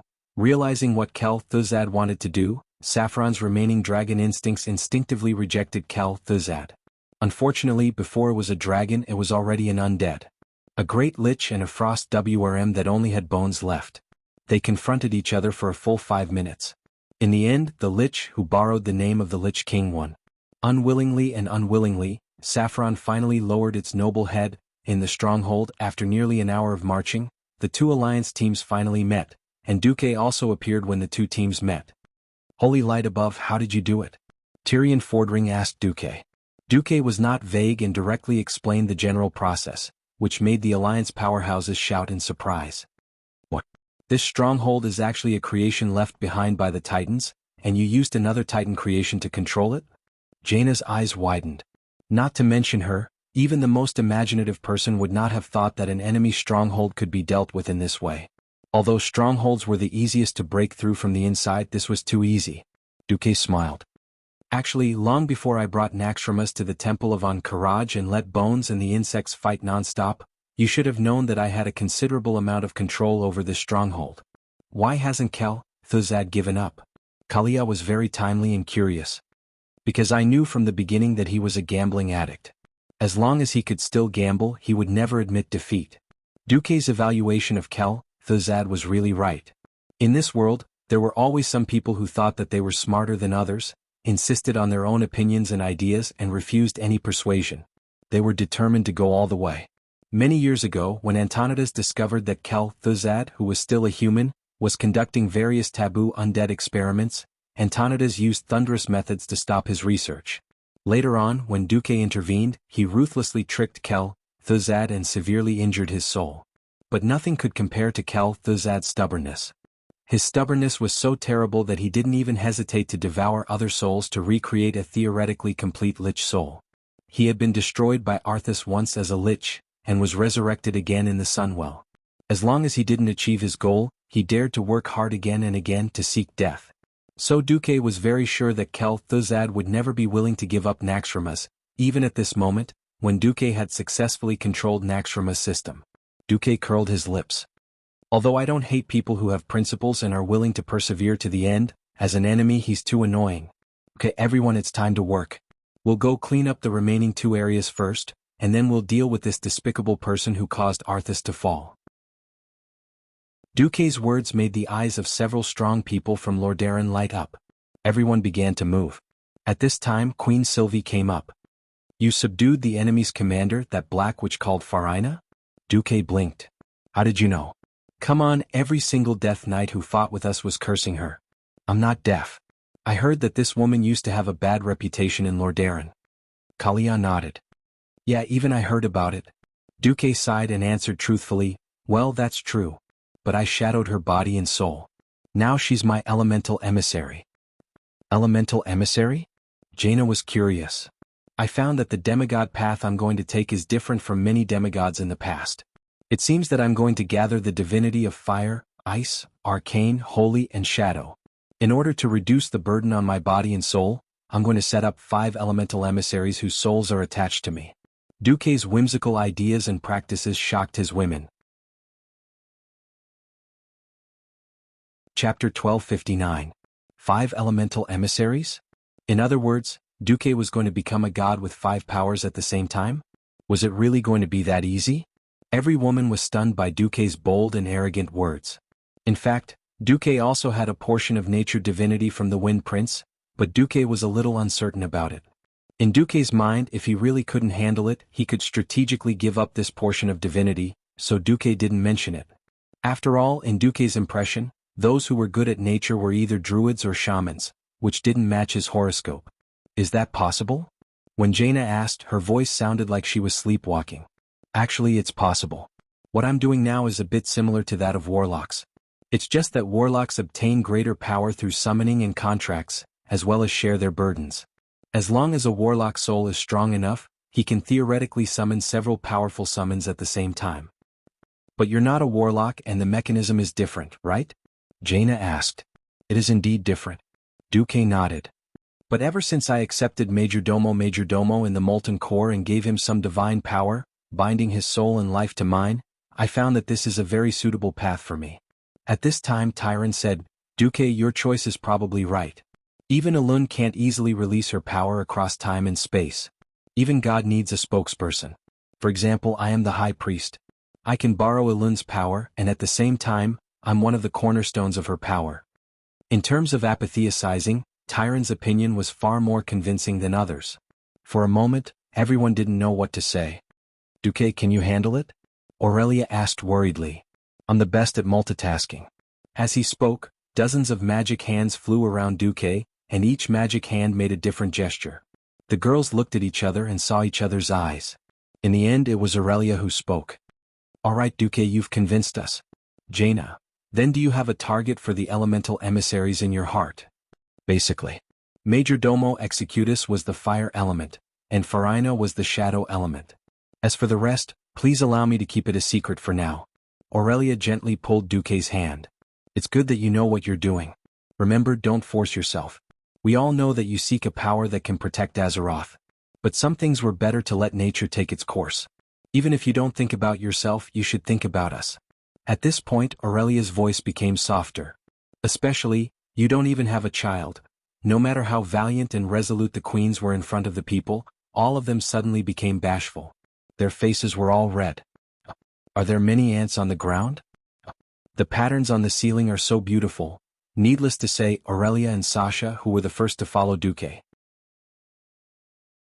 The four queens had long been whispering together, discussing how to hide it from the people below if Duque could not give them a status. Now even Tyron seemed to be talking to herself. I wonder if Elun will allow the High Priest this? Duque was speechless. Well, my soul is a little special. It seems that I can only bestow souls upon my descendants when I become a demigod. All right. Hurry up and become a demigod.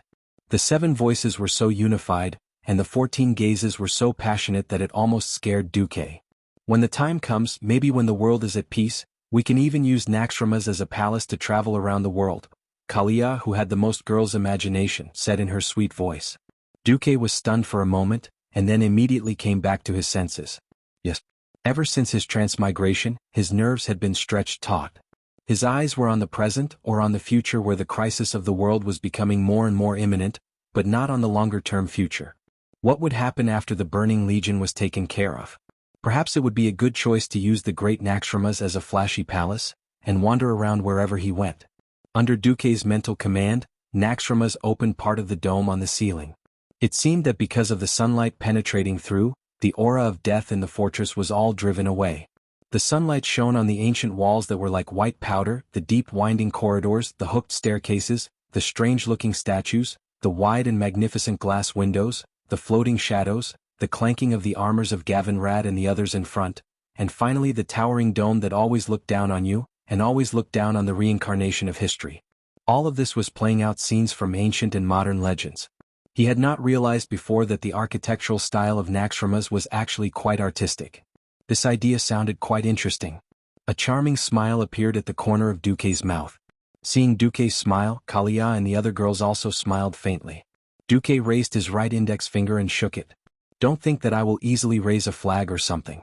Countless movies and animations have proven that the guy who says, after this war, I'll go back to my hometown to get married, will definitely die. Well, even if I die, I will still resurrect. So, Duque made an inscrutable smile, letting the girls think that they knew and that would be good. The team continued to move forward because all the monsters had been dealt with by Duque, and this march was more like an armed parade.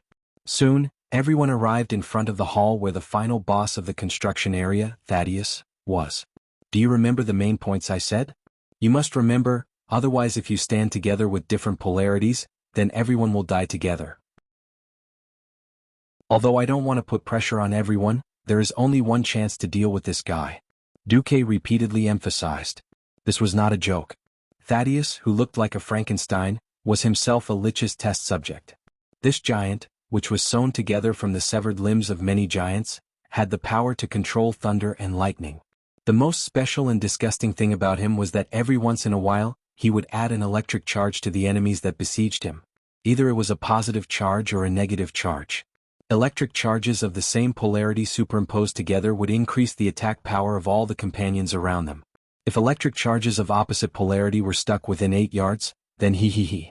After adding the charge for 5 seconds, if the opposite polarity was still standing together, then there would be a chain of explosions. The power of the explosion was determined by the number of people around who were charged. If there were only 2 idiots standing together, then at most 2 would die. If it was a group of people, it would be a matter of an instant. Chapter 1260. Seeing that the atmosphere was a little heavy, Gavin Rad came to smooth things over. Yo, boss, you make it sound like we always have a way out when dealing with the enemy leader. Those who don't have the guts wouldn't have dared to come a long time ago. We've killed a few demigods after all. Fine. You're awesome. Gavin Rad gave them a good beating, and the atmosphere in the team suddenly became much better. After clearing the mini-bosses on the 2 high platforms near Thaddeus, everyone cast their own spells and jumped from the high platforms to the platform where Thaddeus was. Of course, a certain dwarf king in the form of a winter melon had short legs and needed Duque to lift him up with hand of magic. He was still croaking and waving his hands in midair. Help, please don't abandon me. I've done meritorious deeds for the Alliance, I've bled, you can't just throw me into the pool below. It's dirty and smelly. The grave of the great Magni Bronzebeard shouldn't be here. Duque, everyone, it had to be said that the Bronzebeard dwarves, who had always said that only rocks and iron or would never betray them, would become neurotic once their feet left the ground. Sigh, you should learn how to ride griffins from your Wildhammer cousins, Duque complained. Bullsh *T. Why don't you ask Kudrin to learn Avatar from me? Magni cursed. Duque couldn't stand it anymore. Seeing that the team was almost in place, he directly threw Magni over. A dwarf that looked like a tin can suddenly crashed into Thaddeus the Frankenstein monster like a cannonball. The giant, who had been silent a moment ago, had his hard outer skin crack and fall off like cracked plasterboard. Having just woken up from a deep sleep, Thaddeus' voice made people feel that this giant was still in chaos. The next moment, the 2 huge spiral electric towers on the high platform were activated, and a huge amount of electricity was instantly injected into the body of this stitched giant. Even the naked eye could see the dazzling electric arcs enter the giant's body. Please? Stop. Stop this thing. Help me, save me, no. No. Thaddeus' cry for help made several Alliance powerhouses hesitate. Obviously, Thaddeus was a tragedy. Everyone could not help but recall the Doomsday Army experiment diary that Duque had shown them from the fortress's system before the war. It was a nightmarish record. After suffering a disastrous defeat at Mount Hygel, Mount Hercules was not the only one in the world. The Doomsday Army looked through the video of the battle. Arthas, who was still a Death Knight at that time, coldly said, "Without the support of magic, my army of stitches will never be able to unify this world." She was clearly on the verge of death, but under the effect of a primitive druid's magic, the bear turned into a giant bear and slapped down the broken stitched monster. Today these words were carved by Kel Thuzad's magic on the door of Naxxrama's laboratory. Countless Scourge scientists worked hard for their master's arrogant plan to conquer the world. No matter how much you strengthened a stitched monster made of corpses, it would only be in terms of strength and sturdiness. If you wanted to use magic, you couldn't use corpses that already had no magic power. Since corpses can't maintain magic power, I'll just use living people as experiments.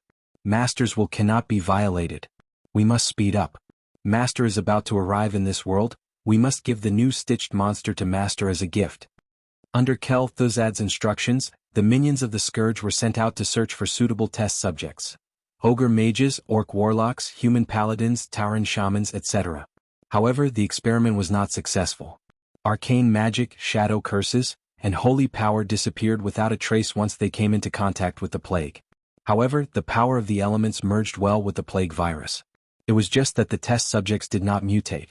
They only had magic power but did not have strong bodies. The new plague can't make the Tauren race mutate?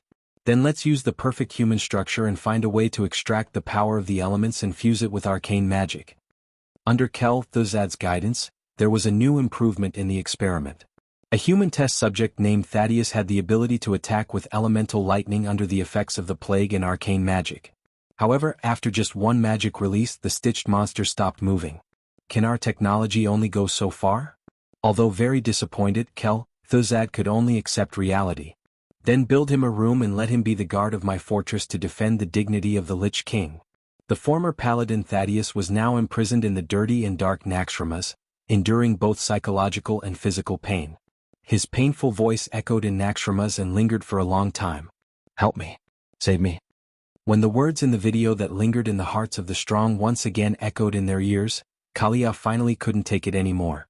Duque knew what the kind-hearted Kalia wanted to say, but he still shook his head. "Not every soul poisoned by the scourge can be saved." Queen Sylvie shouted, "You're not planning to turn Kel Thuzad into your elemental emissary, are you?" "Of course not." "That's good. How could Duque offend everyone and do such a thing?" At this time, the cracks on Thaddeus' skin had already been completed. What appeared in front of everyone was an absolute construct giant. Thaddeus' eyes were red as he said in a voice full of guilt, "You're too late. Can only obey." Duque's gaze passed through Thaddeus' heavy body and saw that incomplete and dirty soul. He finally sighed. "Do it." The flames of the divine weapon Balrog's hammer lit up first. With one hit from the hammer, Thaddeus' leg was charred black and deeply caved in. If it was a living creature, even if it was a dragon man, they probably wouldn't be able to stand up after receiving such damage. Unfortunately, Thaddeus was a stitched creature. His bones were made from the remains of giant dragons, and his muscles came from the fresh flesh and blood of many giants. Magni's fierce attack had only damaged the first layer of his flesh. The problem was that there was still a second layer, a third layer. Who knew which layer it was? Pfft. Magni spat fiercely.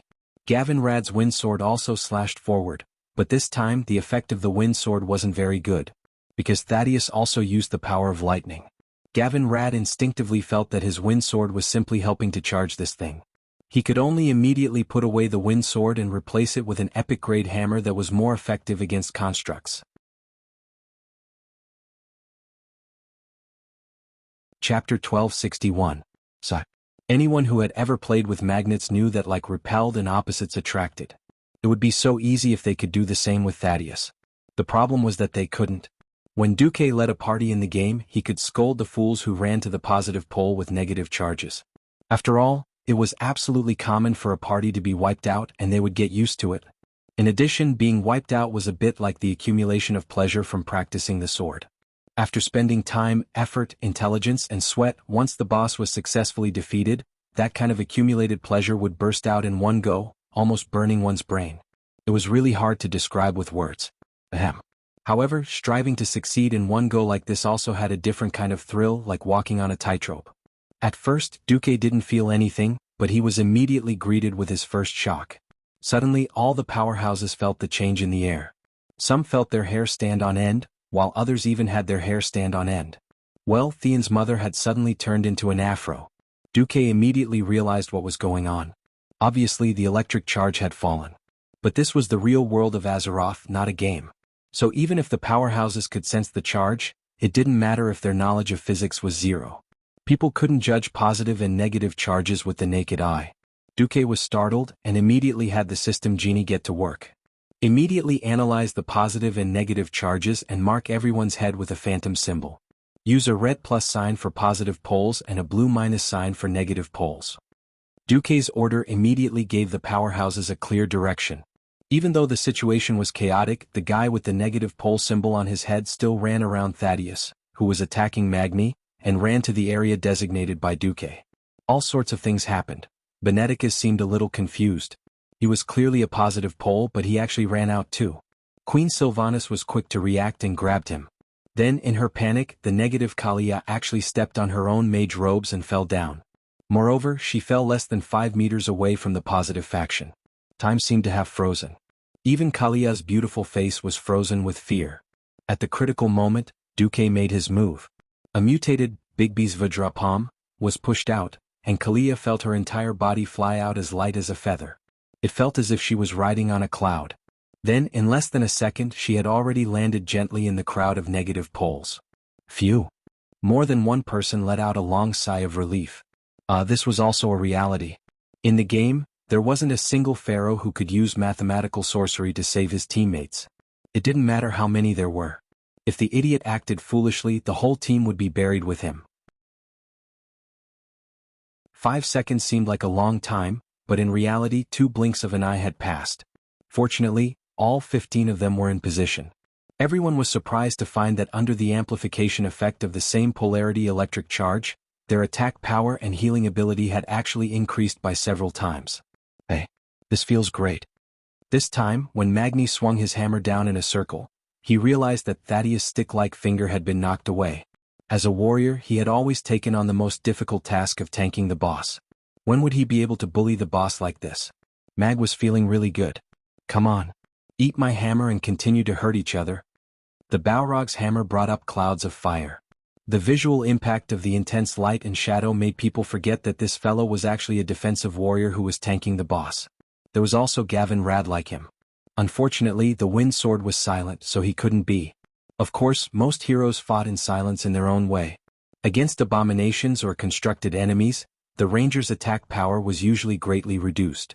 This was because these large undead creatures didn't have any so-called weak points or weak points. The power of arrows couldn't compare to close-range weapons of the same level. However, the Windrunner sisters used their unparalleled archery to create a disassembly-style tactic. Since even the abomination's eyes and throat were just decorations, they simply didn't care about anything else and focused on shooting the abomination's stitches. In the midst of Thaddeus' fierce attacks and dazzling lightning, to shoot a small stitches didn't just require the ability to shoot hundreds of steps away, it also required astonishing accuracy. Otherwise, an arrow that went astray could very well become Thaddeus' protection. The Windrunner sisters did it. They were like a butcher dismembering an ox, constantly disassembling Thaddeus' entire body. While the close-range warriors were still busy shooting off who knew how many layers of this Frankenstein's leg, they were shocked to find that the flesh on Thaddeus' upper body was falling off.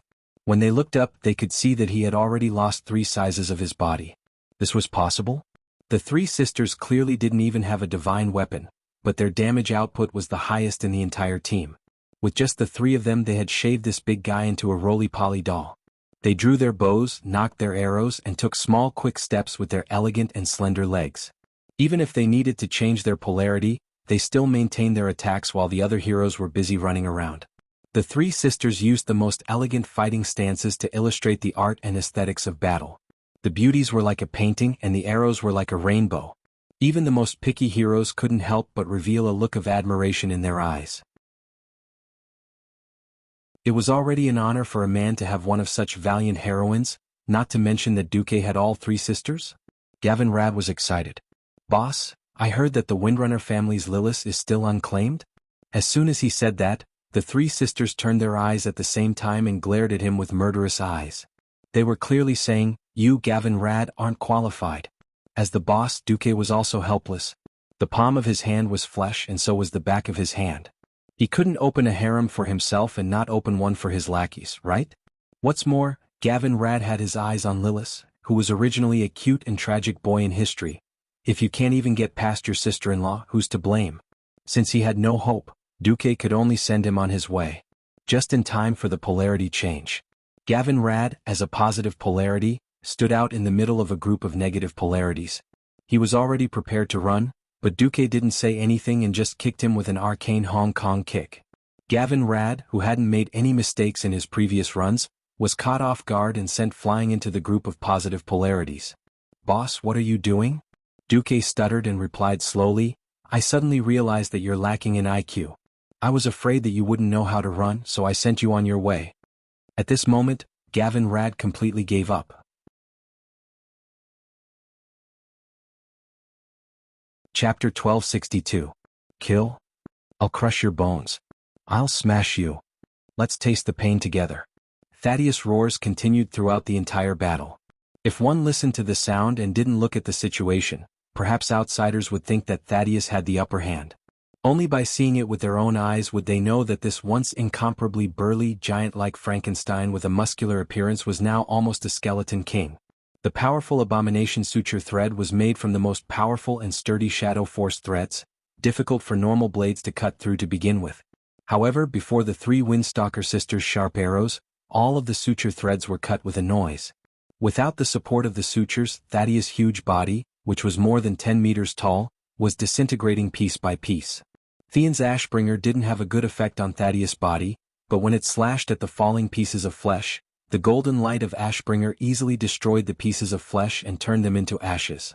It was precisely because of this situation that everyone felt a sense of confusion and sorrow as they listened to Thaddeus' furious roars that they couldn't figure out what was going on.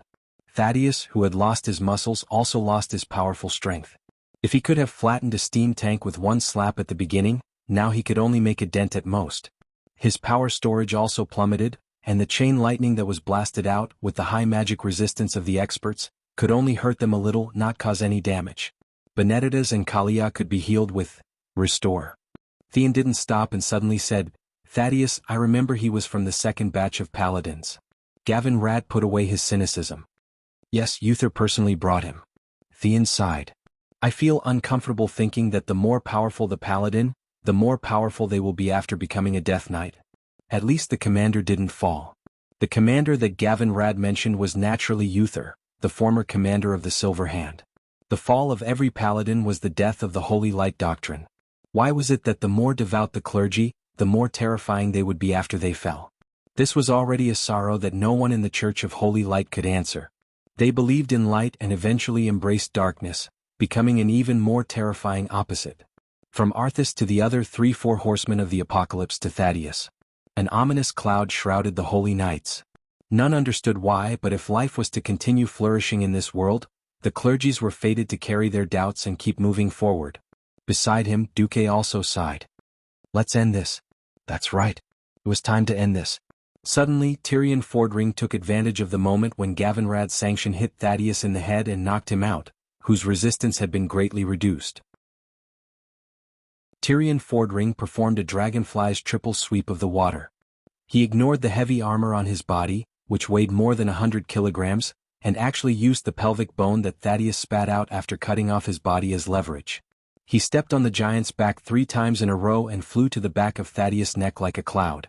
This was the first time Ashbringer had used his full strength in this battle. The dazzling golden light used the height of 8 meters as a dividing line, dividing the entire area into 2 levels. The lower level was filled with scattered lightning, while the upper level was only left with the purest holy golden light. The broad blade of the sword slashed fiercely at Thaddeus' spine, and everyone could hear the crisp cracking sound. However, this strike was still unable to behead Thaddeus. "Go!" Duque directly used Bigby's Vajra fist to hit the sole of Magni's foot. Magni, who was in his normal state, directly activated Deity's descent in midair. It looked like he directly rose into the air with his huge body and flew to a place level with Thaddeus' head. Lose your head dash. In terms of proportion, the thick and short arms swelled to the extreme. The Balrog hammer, which was already 10 times larger than usual, once again condensed from flames into substance, turning into a huge red-black warhammer full of spikes, and smashed viciously into Thaddeus' iron chin. The already cracked cervical vertebra finally couldn't withstand this ultimate level of attack. The huge head turned more than 360 degrees and finally flew into the air. The final boss of the construction zone, Thaddeus, killed. The experts were supposed to be happy about this. However, when Thaddeus' head fell to the ground and he said his last words, everyone was silent. That was because that was the last words of a holy knight who had regained his sanity as a monster-like existence. "Thank you." His heart was suddenly blocked by something and it felt heavy and stuffy. His ears seemed to be covered by a layer of membrane and everything was hazy. His nose felt like it was blocked and he couldn't breathe. If Thaddeus was a bastard like Baron Rivendare who took the initiative to fall, then even a kind holy knight would be happy to see his end. Unfortunately, he wasn't. In fact, everyone knew from the start that this was likely to be the case. Everyone tried to use a more relaxed atmosphere to get through this difficult battle. However, in the end they couldn't help but feel dejected. They could feel that Thaddeus' soul was starting to dissipate. Perhaps this was a form of release for him. However, for the living this was like a new, heavy shackle. In order to continue forward, they had no choice but to bring even heavier shackles with them on the journey. Gavin Rad suddenly sighed. "I suddenly understand why Arthas fell back then. Yes, that's right. He was originally a holy knight with a kind heart. His pure holy light and perfect aptitude as a holy knight said it all. And then? The Scourge used their schemes to tie shackles and shackles on his heart, making his footsteps heavier and his soul more and more tormented. When the young prince's soul broke through its limits, when obsession replaced the belief of justice and became the master of the soul, then the final fall would inevitably come. Everyone was sighing. Everyone was sighing. Kalia quietly walked to Duque's side and pulled on Duque's sleeve, pleading softly, I always tell my believers and subjects that if they believe in justice and love, they will usher in a beautiful future.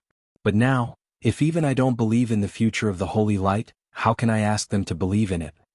Aurelia also spoke up, Tyrant, is there anything you can do?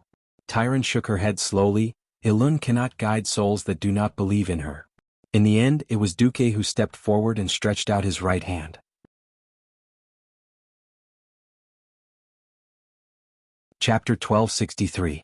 On each of Duke's fingers, there were rings of lightning circling around each of his fingers. His 10 fingers were like a pianist who had stepped onto a stage, sat on a chair and was about to start playing. With the movement of his fingertips, groups of incomparably mysterious magic runes jumped out from his fingers. These runes surrounded Thaddeus' huge head, and Jaina and Elugia were sensitive enough to notice that these runes formed a small magic array that was separating Thaddeus from the surrounding space. It was even possible that it was stripping away the connection between the sleeping Lich King and Thaddeus. This is... Elugia covered her mouth in disbelief. Jaina grabbed her good sister's hand with one hand. Watch carefully how a true master tries to solve an unknown and difficult problem with brand new magic techniques and arrays. Using mature magic was one thing. No matter how complicated or difficult the magic was, it was just following the script. As long as one had enough magic power and magic application skills, they could successfully make the magic circuit in the body communicate well with the elemental channels in the outside world. Basically, it was something that could be improved through more practice. But not now. Everyone could see that because of Kel-Thuzad's inhumane and taboo experiments, Thaddeus' soul had been seriously polluted and distorted. It could not even be simply classified as a human soul. Among Thaddeus' soul, there were also other kinds of souls, such as the mountain giant and the twin-headed ogre mage.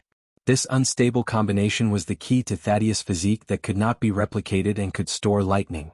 Thus, from the beginning to the end, except for the overly kind-hearted Kalia, no hero had suggested that Duque save Thaddeus. This was absolutely forcing him to do something he couldn't do. Similarly, not many people knew that Duque had the ability to control souls. After all, someone had infiltrated the Burning Legion and become a Void Duke. This was a dark history, an ancient secret. In fact, with Duque's strength, any incantations and chants were not necessary. But considering the following scene, thinking of his own magic power, it was very likely that the upper limit of everyone's perception of him would be refreshed. Duque still pretended to chant the incantation. Declare, show me, a soul that shines with divine radiance at the end of hell. I have already glimpsed the 3 great virtues that haunt thee. I already know the meaning that fate has given to your sword. If you obey the holy light, obey this will, obey this path, then answer my call. I hereby swear, I am the one who accomplishes all the good in the world. I am the one who cuts off all evil in this world. In the name of the guardian of the scales of justice, Duke Marcus. Regardless of whether these words had any meaning, just the declaration that accompanied a certain person's copy and adaptation from the Long Night of Destiny, coupled with the increasingly dazzling brilliance of the runes around it, was at least full marks. No one knew what it was. Even Jaina couldn't understand the magic circle or the real function of the incantation. However, this didn't stop everyone from feeling a sense of awe. This was especially so for Kalia, who worshipped Duque so much. Her eyes were practically the standard starry eyes of a star chaser. As soon as Duque finished the last word of the incantation, a semi-illusory mass of matter, or rather, a combination of souls, rose from Thaddeus' big head and floated in the air. To outsiders, even Thaddeus' soul, which had been forcibly materialized by Duque's mental power, looked no different from a mass of black mud. It could be said that it was sesame paste, it could be said that it was shit, or it could be said that it was the darkest evil of depravity. Others would feel disgusted just by looking at it, unable to tell which part was which.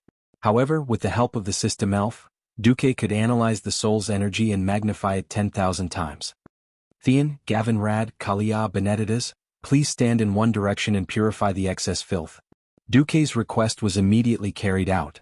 They stood in 4 directions, east, west, south, and north, and formed a simple holy light purification magic circle further out. A pair of golden palms, identical to the shape of Duque's palms, appeared out of thin air next to Thaddeus' soul. 10 golden fingers flew up and down, dispelling the black part of the soul with the holy light of the soul. If the archery of the 3 Windrunner sisters was like a butcher dismembering an ox, rapidly dismantling Thaddeus' body. At this moment, Duque was using an even more incredible and mysterious method, as if performing a surgical operation, to remove the impurities in Thaddeus' soul. As soon as the dark soul matter was removed, the soul that floated away from Thaddeus was destroyed by the 4 holy light masters waiting outside with holy light. In less than 10 seconds, most of the huge mass of souls had disappeared, leaving only a burly but bloated humanoid soul.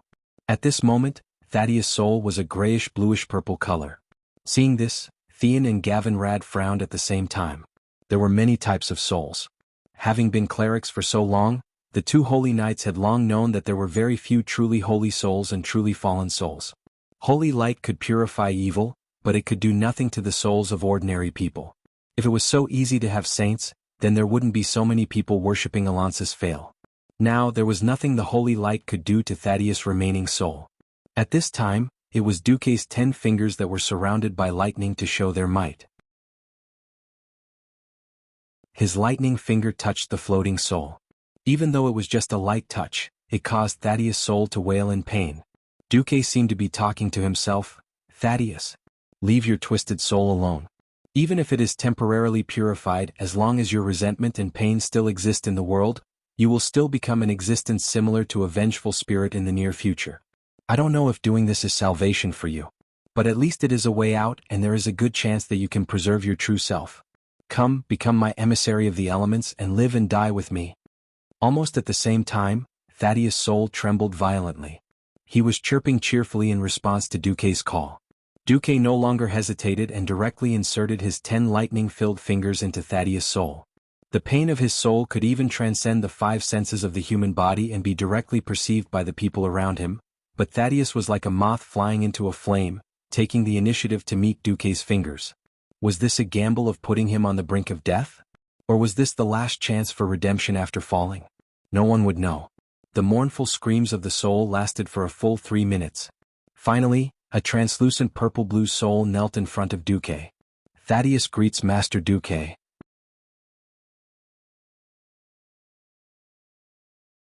Chapter 1264. This is a miracle. Theon had thought that he had already matured. After witnessing too many tragedies, his heart had become cold and hard. Unexpectedly at this moment, there were still 2 streams of shameless tears that scrambled to squeeze out of his tear ducts and find a way to escape from his eyes. As a man who had fought on countless battlefields, he should not be crying, but his eyes just did not live up to his expectations. At some point, Theon noticed that Gavin Rad, who usually wore a cynical appearance, also had tear stains on his face. Yo Theon, you're already an uncle. Are you acting like this? Gavin Rad complained first. Bullsh*t.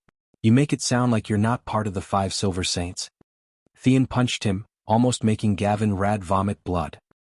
A full-powered punch from a holy knight was not an exaggeration. You might shit yourself. Of course, the one getting beaten up was also a holy light humanoid creature that could glow, so that was another story. Great. Kalia was so happy that she hugged Jaina and Alucia.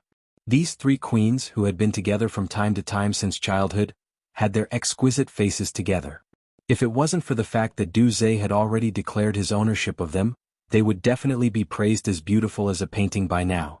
Most of the heroines secretly wiped away their tears, and the male heroes also put down their weapons, admiring this rare scene of redemption.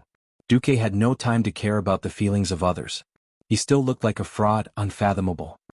He stretched out his right hand, which was full of lightning, and gently stroked the head of Thaddeus' soul. Duque's voice was full of a mysterious and illusory feeling. It sounded like a morning bell ringing from a distant building on a foggy morning. It was heart-stirring. Justice may not always be rewarded. However, those who wield the sword of justice, even if they have fallen, deserve redemption. I am not a god, but I still hope to bring more hope to this world that has been ravaged by evil. Thaddeus, answer me, how much of your soul still remembers? How much of your sanity do you still have? On Thaddeus' soul body, others could easily see the tears of the soul that flowed from his eyes. Thaddeus remembers everything from when I became a holy knight, to when I followed Sir Uther back to Lordaeron City, to when Uther was killed, to when I was killed, and then to when I endured the terrifying cataclysm experiment. My bewilderment, my despair, my pain. I remember all of it. When Thaddeus said this, Kalia and Gianna could not help but hold each other's hands tightly. Duque took a deep breath and said slowly, "Then do you still hate them?" The sound wasn't loud, but it seemed to set off a sacred shockwave. Everyone could clearly see a brilliant golden light with the naked eye. With Duque as the center, it spread out in all directions like a curtain wall. I hate him. But I still remember the meaning that fate has given to my sword. Since fate has allowed Master Marcus to be haunted by the three virtues and the word of heaven, to redeem my soul. Then for all eternity the sword of Thaddeus, shall be the sword of my lord, His Excellency Duke Marcus. Thaddeus bowed his head deeply. Phew. Duque exhaled a mouthful of turbid air. Fortunately he didn't lose out this time. Otherwise, after investing so much, it would be terrible if he got a brainless fool's soul in exchange. Of course, on the surface, Duque was still full of pretense. Knight Thaddeus, please kneel. Not only Thaddeus but everyone else also realized what this was. Benedictus seemed to want to say something, but in the end he stopped. Thaddeus' soul had changed. Although it was still emitting a purplish-blue glow, his blurry soul body had become clear. The structure and patterns of the armor on his body could already be clearly distinguished. It was the standard armor of the Silver Hand. He knelt down on one knee excitedly, looked at Duque, and then lowered his noble head that had never been lowered to the Scourge army. Duque drew out his spiral sword, Marcus, Song of Light and Darkness, and solemnly said, "In the name of the Grand Duke of Stormwind and the World Guardian Duke Marcus, I grant you, Thaddeus, the title of Guardian Knight of the Marcus family." After saying that, the blade of the spiral sword lightly touched Thaddeus' left and right shoulders like a dragonfly skimming the water. "Thank you very much, my Lord Marcus." Thaddeus was almost in tears. For a transmigrator like Duque who had no moral integrity, the knighthood was not a big deal at all. On the other hand, this was already the most solemn knighthood ceremony in the world of Azeroth. After the dead of the Scourge army came out, the Church of Holy Light had the fiercest debate about this. It was an ideological debate. The topic of the debate revolved around whether the dead still had glory and power and status when they were alive. This debate involved the Church of Holy Light and all the feudal aristocratic ruling classes of the kingdom, and the final conclusion was that the dead could only have a false reputation and were not qualified to have any wealth or power. Because the dead could also keep the wealth they had when they were alive, then what did the descendants they left behind when they were alive eat and use? Of course, the result could only be that the living returned to the living, and the dead returned to the dead. Therefore, Duque could not make Thaddeus a knight of the kingdom. Duque took advantage of this loophole. The so-called guardian knight, to put it bluntly, was a retainer and was not protected by the kingdom's laws. The lord could do whatever he wanted. After all, the king's vassal was not the king's vassal. However, Duque was also making a huge profit. If Thaddeus' soul was not destroyed, he would definitely protect the family for generations to come. The price was just a little divinity that Duque had gotten from the Wind Prince. It seemed that the knighthood was not much different from that of an ordinary knight, but for Thaddeus, who had been tortured and a lonely soul for a long time, this was the greatest and final redemption. At some point, there was a warm applause around him, especially from the two great holy knights. They had almost broken their gauntlets from the applause. Speaking of which, to be able to complete his redemption under the witness of two first-generation holy knights, known as the 5 Silver Saints, Thaddeus was also a happy guy. He was so excited that he could only say, "Thank you." "Alright, Thaddeus, your essence is now an elemental soul. I was just acting on the urgency of the matter just now. The specific adjustments will have to be done when we return to the Mage Tower. I'll take you back to the Karazhan first." Duque had no choice but to hold this guy back. "Understood. I will listen to your orders, my lord." Thaddeus replied respectfully, "Yes, there are some things. My lord, you'd better take a look." He saw the staff that Thaddeus had dug out from a pile of junk. "Huh? Sunset Tower?" Duque was pleasantly surprised.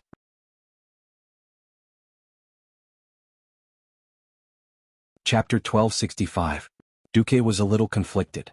Because of the skewed history, he couldn't figure out whether he was fighting a level 60 or a level 80 Naxxramas. This was because Sunset Tower was a typical item from a level 80 Naxxramas.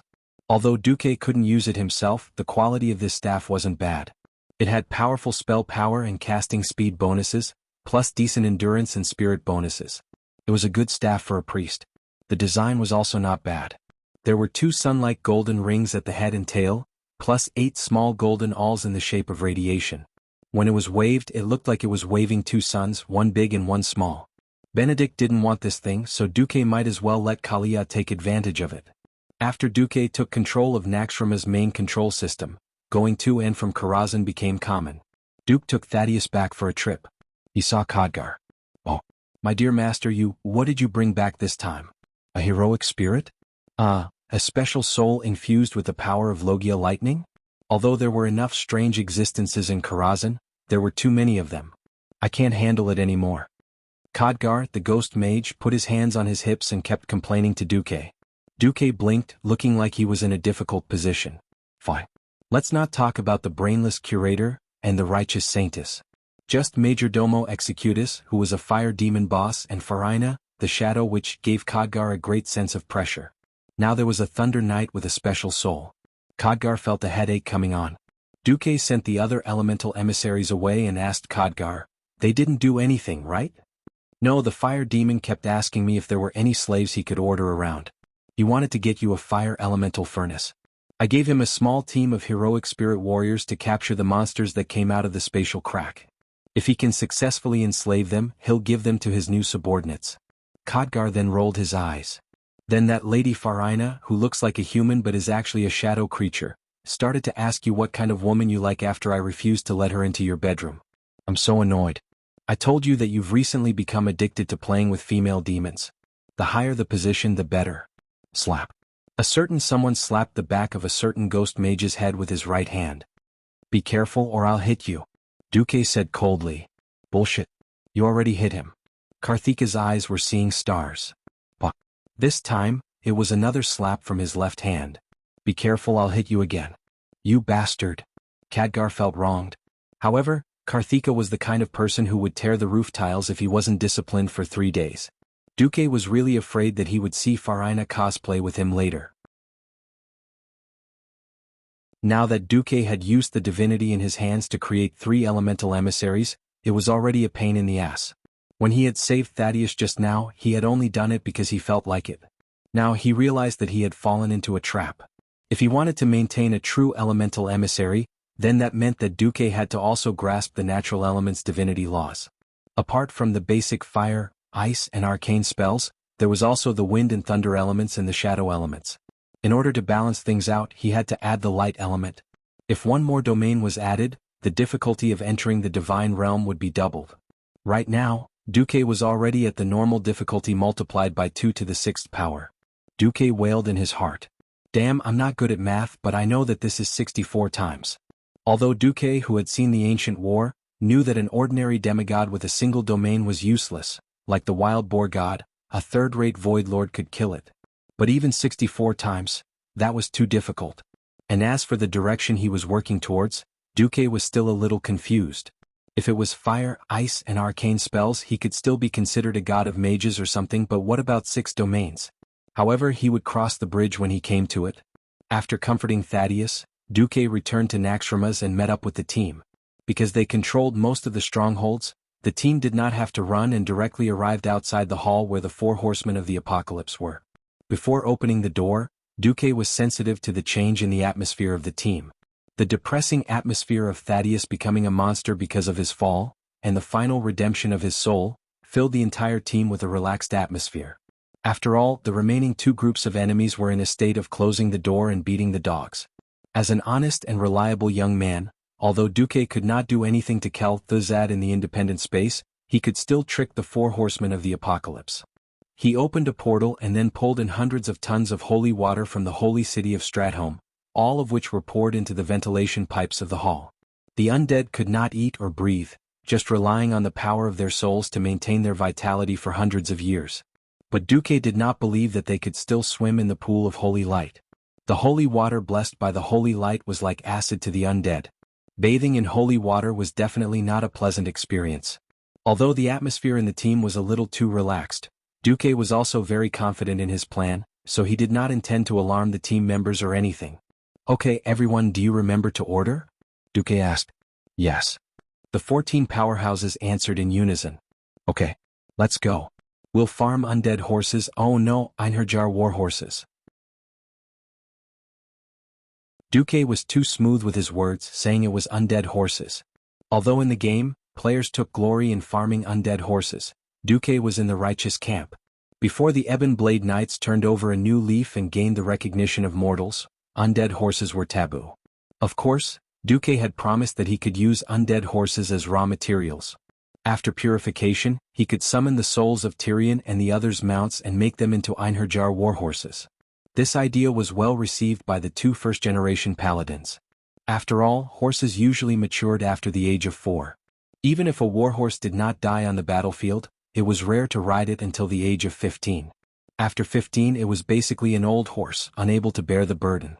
Gavin, Rad and Tyrion had fought on the battlefield for 20 years, and lost count of the number of warhorses they had changed.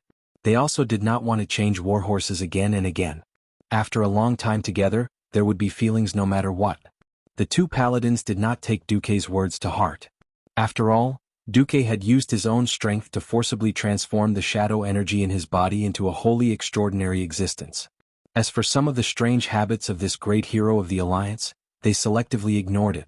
The huge stone door, which was a full 10 meters thick, began to open with a rumbling sound under the push of the Titan's mechanism. Just as Duque remembered, the 4 horsemen of the apocalypse silently rode undead horses, standing in the middle of the hall like statues.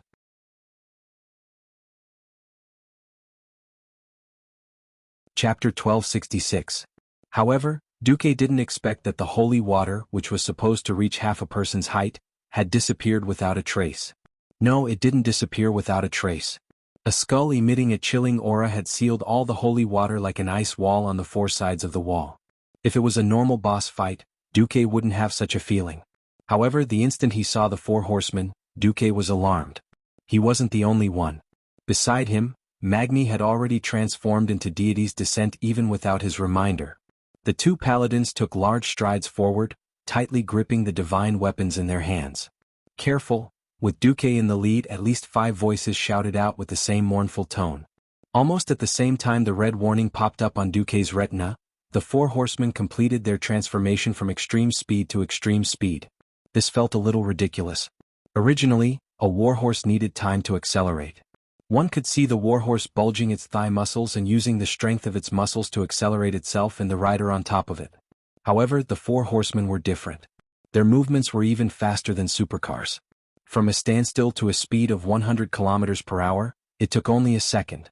This gave most of the non-melee professions the illusion that the 4 of them were still standing on the stage in the middle, almost 100 meters away from them. Baron Rivendare quickly circled around Magni, who was attempting to block his way.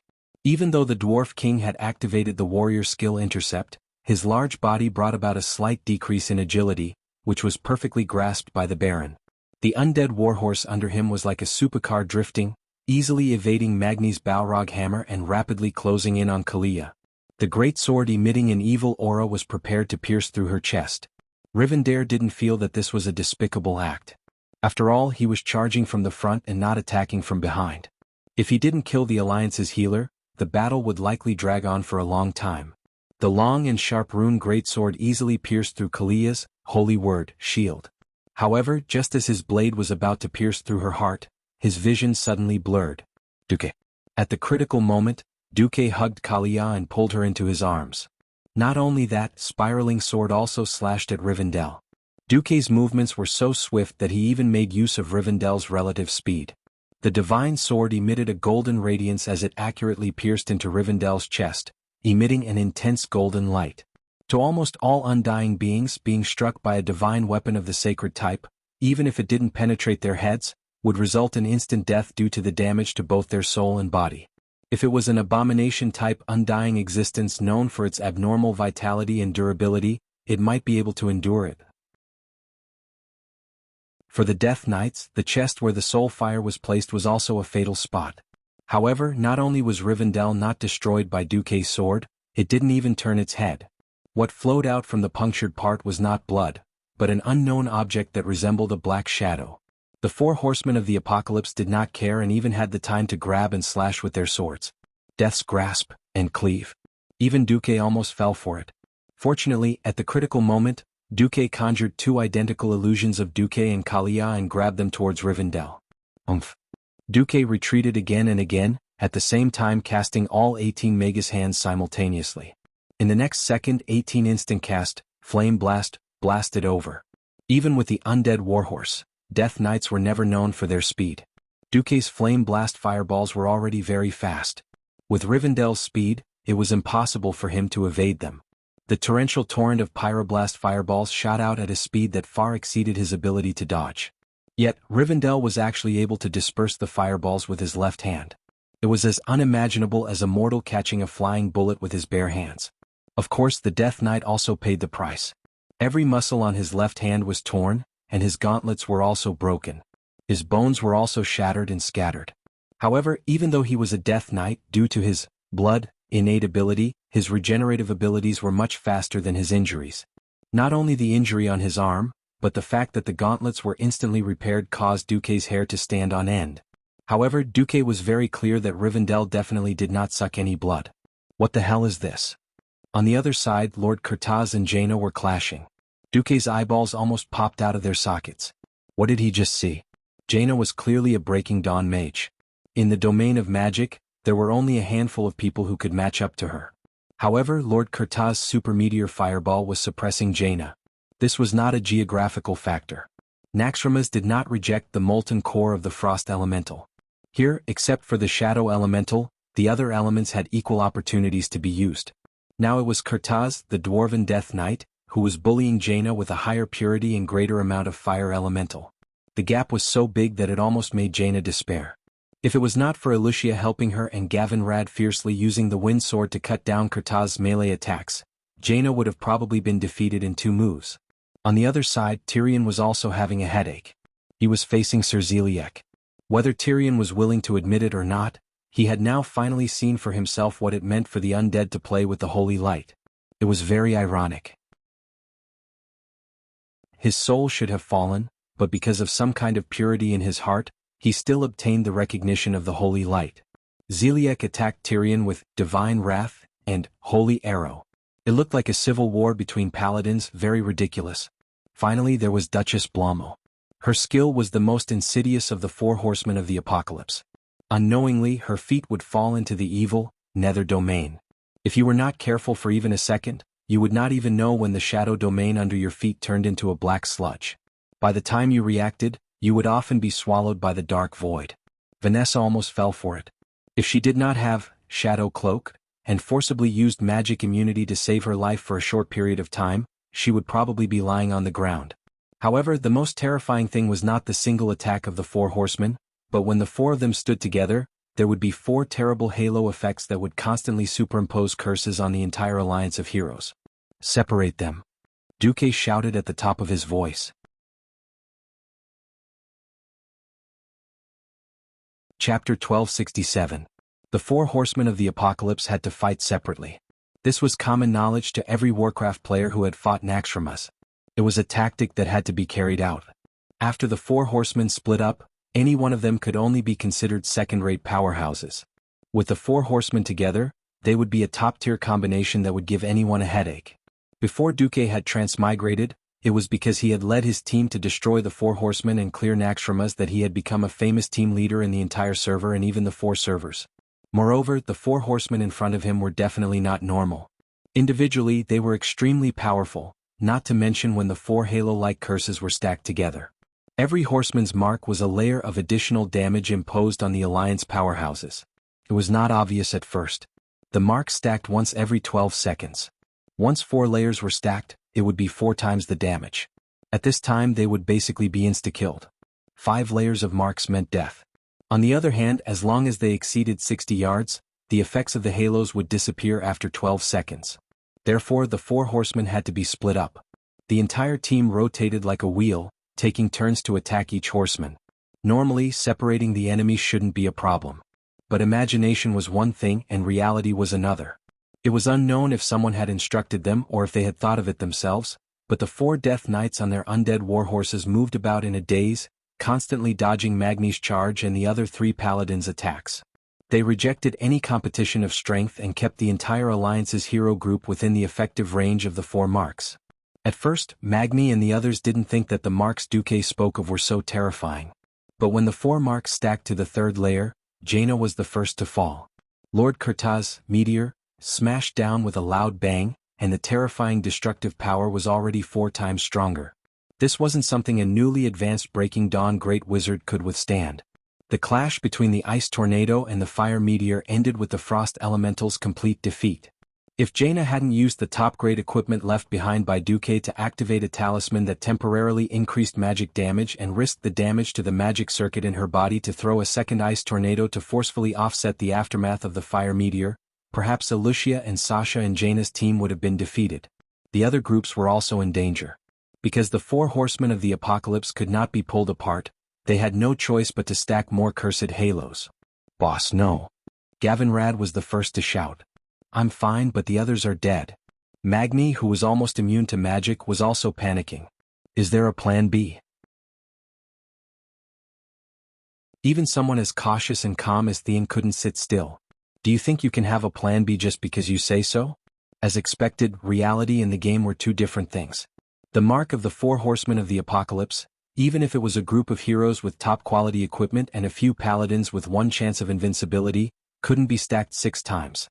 The hesitation and panic of the Alliance experts fell into the eyes of Baron Rivendare, a true fallen who willingly became a Death Knight. Rivendell, who had been silent since the start of the battle, finally spoke. His voice was filled with malevolence. Feeling uneasy? Was he afraid? It was too late. The living. Only eternal death is the end of all things. None of you can escape the fate of death. Come join us. Under the command of the great Lich King, Arthas, we shall establish an eternal kingdom on this land. His tone was filled with the smell of a charlatan. And a fart. Following Rivendell's words, the solid tiles on the ground trembled slightly. Every expert of the Alliance reflexively looked down at their feet. In an instant, at least 10 slender shadow spears were summoned on almost every square meter of the ground. Like a primordial forest rising from the ground, the razor-sharp shadow spears stabbed at every Alliance expert. If they didn't do anything, the spears would pierce through their bodies one by one, turning them into human flesh sashimi. If they were ordinary professionals, they would probably be annihilated in an instant. Consecration. Without even a tenth of a second of hesitation, the 3 paladins activated their skills. They infused holy energy into the ground and countered Rivendell's ultimate skill. However, it was unknown if it was the effect of the mark or something else. Obviously, the range of the paladins' consecration could only protect their party members within 25 yards. Any further and it would be useless. Riadaline's strength was slightly weaker. Her holy energy could only protect a mere 10 yards. Anyone who wanted to leave the range of the paladin's protection would have to face the terrifying shadow skill alone unless they could fly. Seeing that his skill didn't kill any Alliance expert, Rivendell wasn't annoyed. He had already achieved his goal of delaying the enemy. If Duque was still the newly arrived transmigrator, perhaps he would really kneel down and lick the fool's boots. Speaking of his glorious past, Duque was someone who had slept with a queen, tamed a female dragon, and had a harem in every Alliance country. How could he abandon the benefits of swordsmanship to become a rotten Death Knight? What kind of joke was that? The leader was enraged. No, it was Duque who was enraged. It doesn't matter what Kel'Thuzad enhanced you with. You want to take care of us? You bullsh *T horsemen of the apocalypse aren't qualified. As if responding to Duque's roar, both sides in the hall felt the ground tremble. Without giving any time to react, the floor that seemed to remain unchanged for 10,000 years collapsed. Save me, I'm going to fall to my death. Having lost his footing, Magni was so scared that he almost peed his pants. After falling 100 meters, he suddenly realized that the top of his head was filled with flames. 1, 2, 10. They were all pure-blooded firehawks with beautiful flames lingering around them. *CK. I actually forgot about it. I'm also an awesome person with a flying mount. Although his reaction in the hero party was slow, he wasn't an idiot. Magni roared, "Come out, my rock." A small firebird immediately jumped out from Magni's wrist, and in less than a tenth of a second, it grew into a huge firebird with a wingspan of more than 8 meters. It nimbly flew to his rapidly falling body, and caught him in his arms. 3 seconds later, the Alliance's powerhouses all flew to Magni's side, who was still in shock. "Ah, I can't take it anymore. I will definitely tell Kudrin about how you almost peed your pants and let him mock you for the rest of his life." Having just escaped from death, Gavin Rad's mouth was cheap again.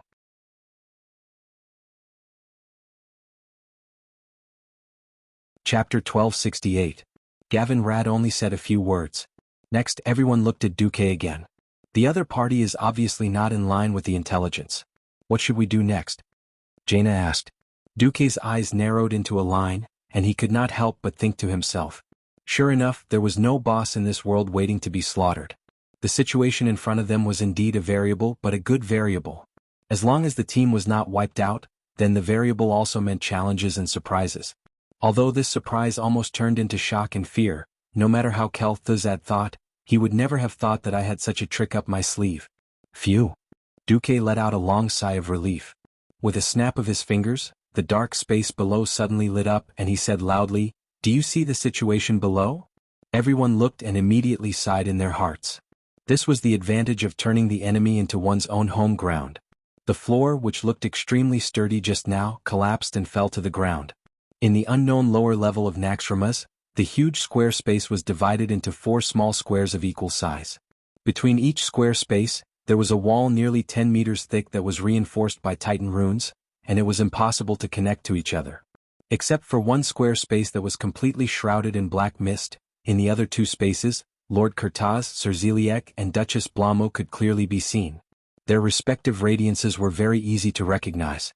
Kurtaz has someone to deal with. Let's focus on the other 3 horsemen of the apocalypse, Duque ordered. This mechanism is amazing. Although she did not have much contact with Duque, Riadaline only had admiration for this alliance commander who had taken away her queen. But thinking about it, since Duque could control Farina and make most of the Death Knights and abominations fall into the Temple of Courage to become food for the insects, then he could naturally control the mechanism of the fortress and forcibly break up the 4 horsemen of the apocalypse. Tyron's eyes were full of curiosity. Duque, did you think of this a long time ago? Or did you improvise? Duque's face was a little gloomy. I was going to train the team. On the other hand, the Death Knights and their undead warhorses couldn't fly, but Death's Grasp was indeed useful. If it were any other profession that did not have life-saving skills such as slow fall, they would definitely fall into meat paste. However, the horsemen of the apocalypse used Death's Grasp to grab onto the protrusions on the walls around him when he fell and descended safely step by step. Lord Kurtaz rode the undead warhorse under him and landed lightly in the huge square space that was at least 200 meters long and wide. He had no choice but to descend because he saw the pureblood fire eagles that the Alliance experts were riding on. In a situation where the enemy had an air force, if he stayed on the wall without any cover, he would be a target. But he was really surprised as the Alliance experts actually split into 3 and flew towards his friends. He had a bad feeling. His surroundings were pitch black and a strange fog obscured most of his senses. However, he instinctively sensed the location of his other 3 companions and wanted to approach them. In theory, as long as he was close enough, his Mark of Kurtaz could still affect the Alliance experts. He even tried to see if he could use Meteor to cross the wall to deal damage to the enemy. Just as he was urging his horse forward, there was suddenly a shrill sound of wind breaking in the darkness. He was one with the undead warhorse, and it wasn't too easy for him to dodge this attack that was like a collapsing mountain.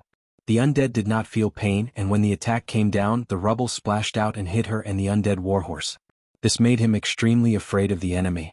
This was definitely not a human or a dwarf who had descended from the heavens.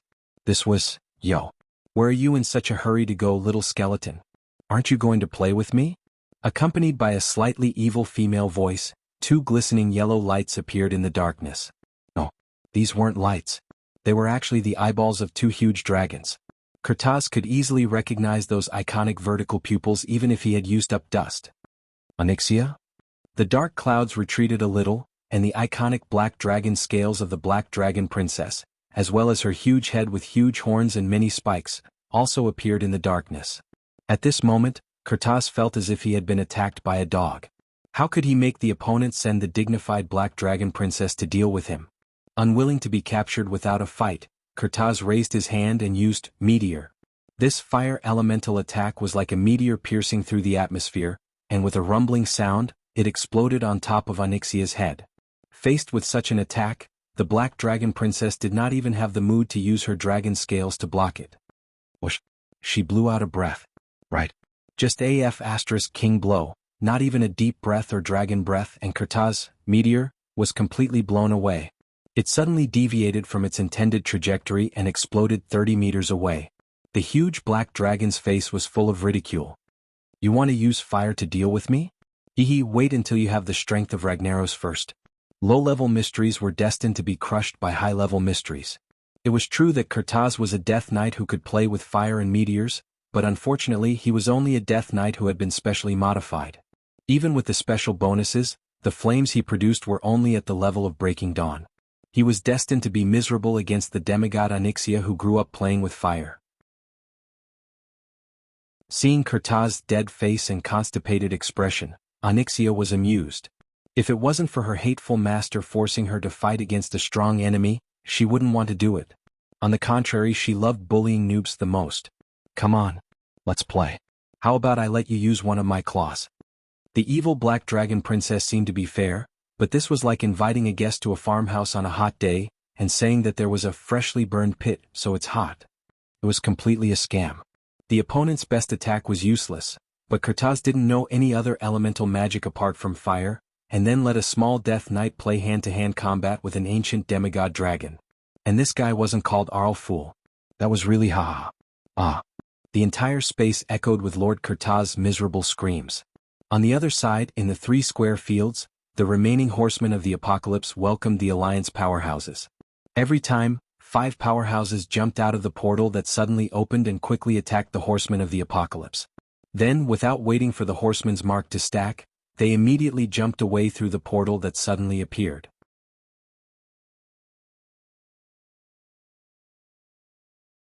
Chapter 1269. Separated from their companions, surrounded by a group of strange enemies in a strange place, and less than 20 seconds after falling, the 3 horsemen of the apocalypse could not help but feel their hearts tighten. Lord Kurtaz was in trouble. They did not know what enemy he had encountered, but it was obvious that it was a terrifying enemy that he could not contend against because the 3 horsemen of the apocalypse sensed that Kurtaz had already activated Death's Rampart. Death's Rampart was a skill that Kel Thuzad had specially bestowed upon them after Naxxramas fell. It turned out that this skill was similar to the warrior's shield wall, which could greatly reduce damage from the outside world. After Kel Thuzad's modification, this skill used highly concentrated shadow power stored in a soul gem to forcefully create a barrier to resist attacks from the outside world. If the group of Alliance powerhouses in front of them all focused fire, they could resist for at least 20 seconds. However, with the Alliance powerhouses taking turns to appear, it was impossible for Duque's group to have the spare time to deal with Kurtaz. Then who was it? Of course, the horsemen of the apocalypse did not know that Duque had shamelessly let the boss, Onyxia, in as well. Yo. Little bone shorty, don't die so quickly. Play with me again. With a teasing voice, Onyxia swept her dragon tail over. The Death Knights were one with their horses and their movements were agile, but that was only for Alliance powerhouses without mounts. They could not fly, and it was even more impossible for them to jump into the air, do 9 backflips, and then stand steadily on the ground like rangers or thieves.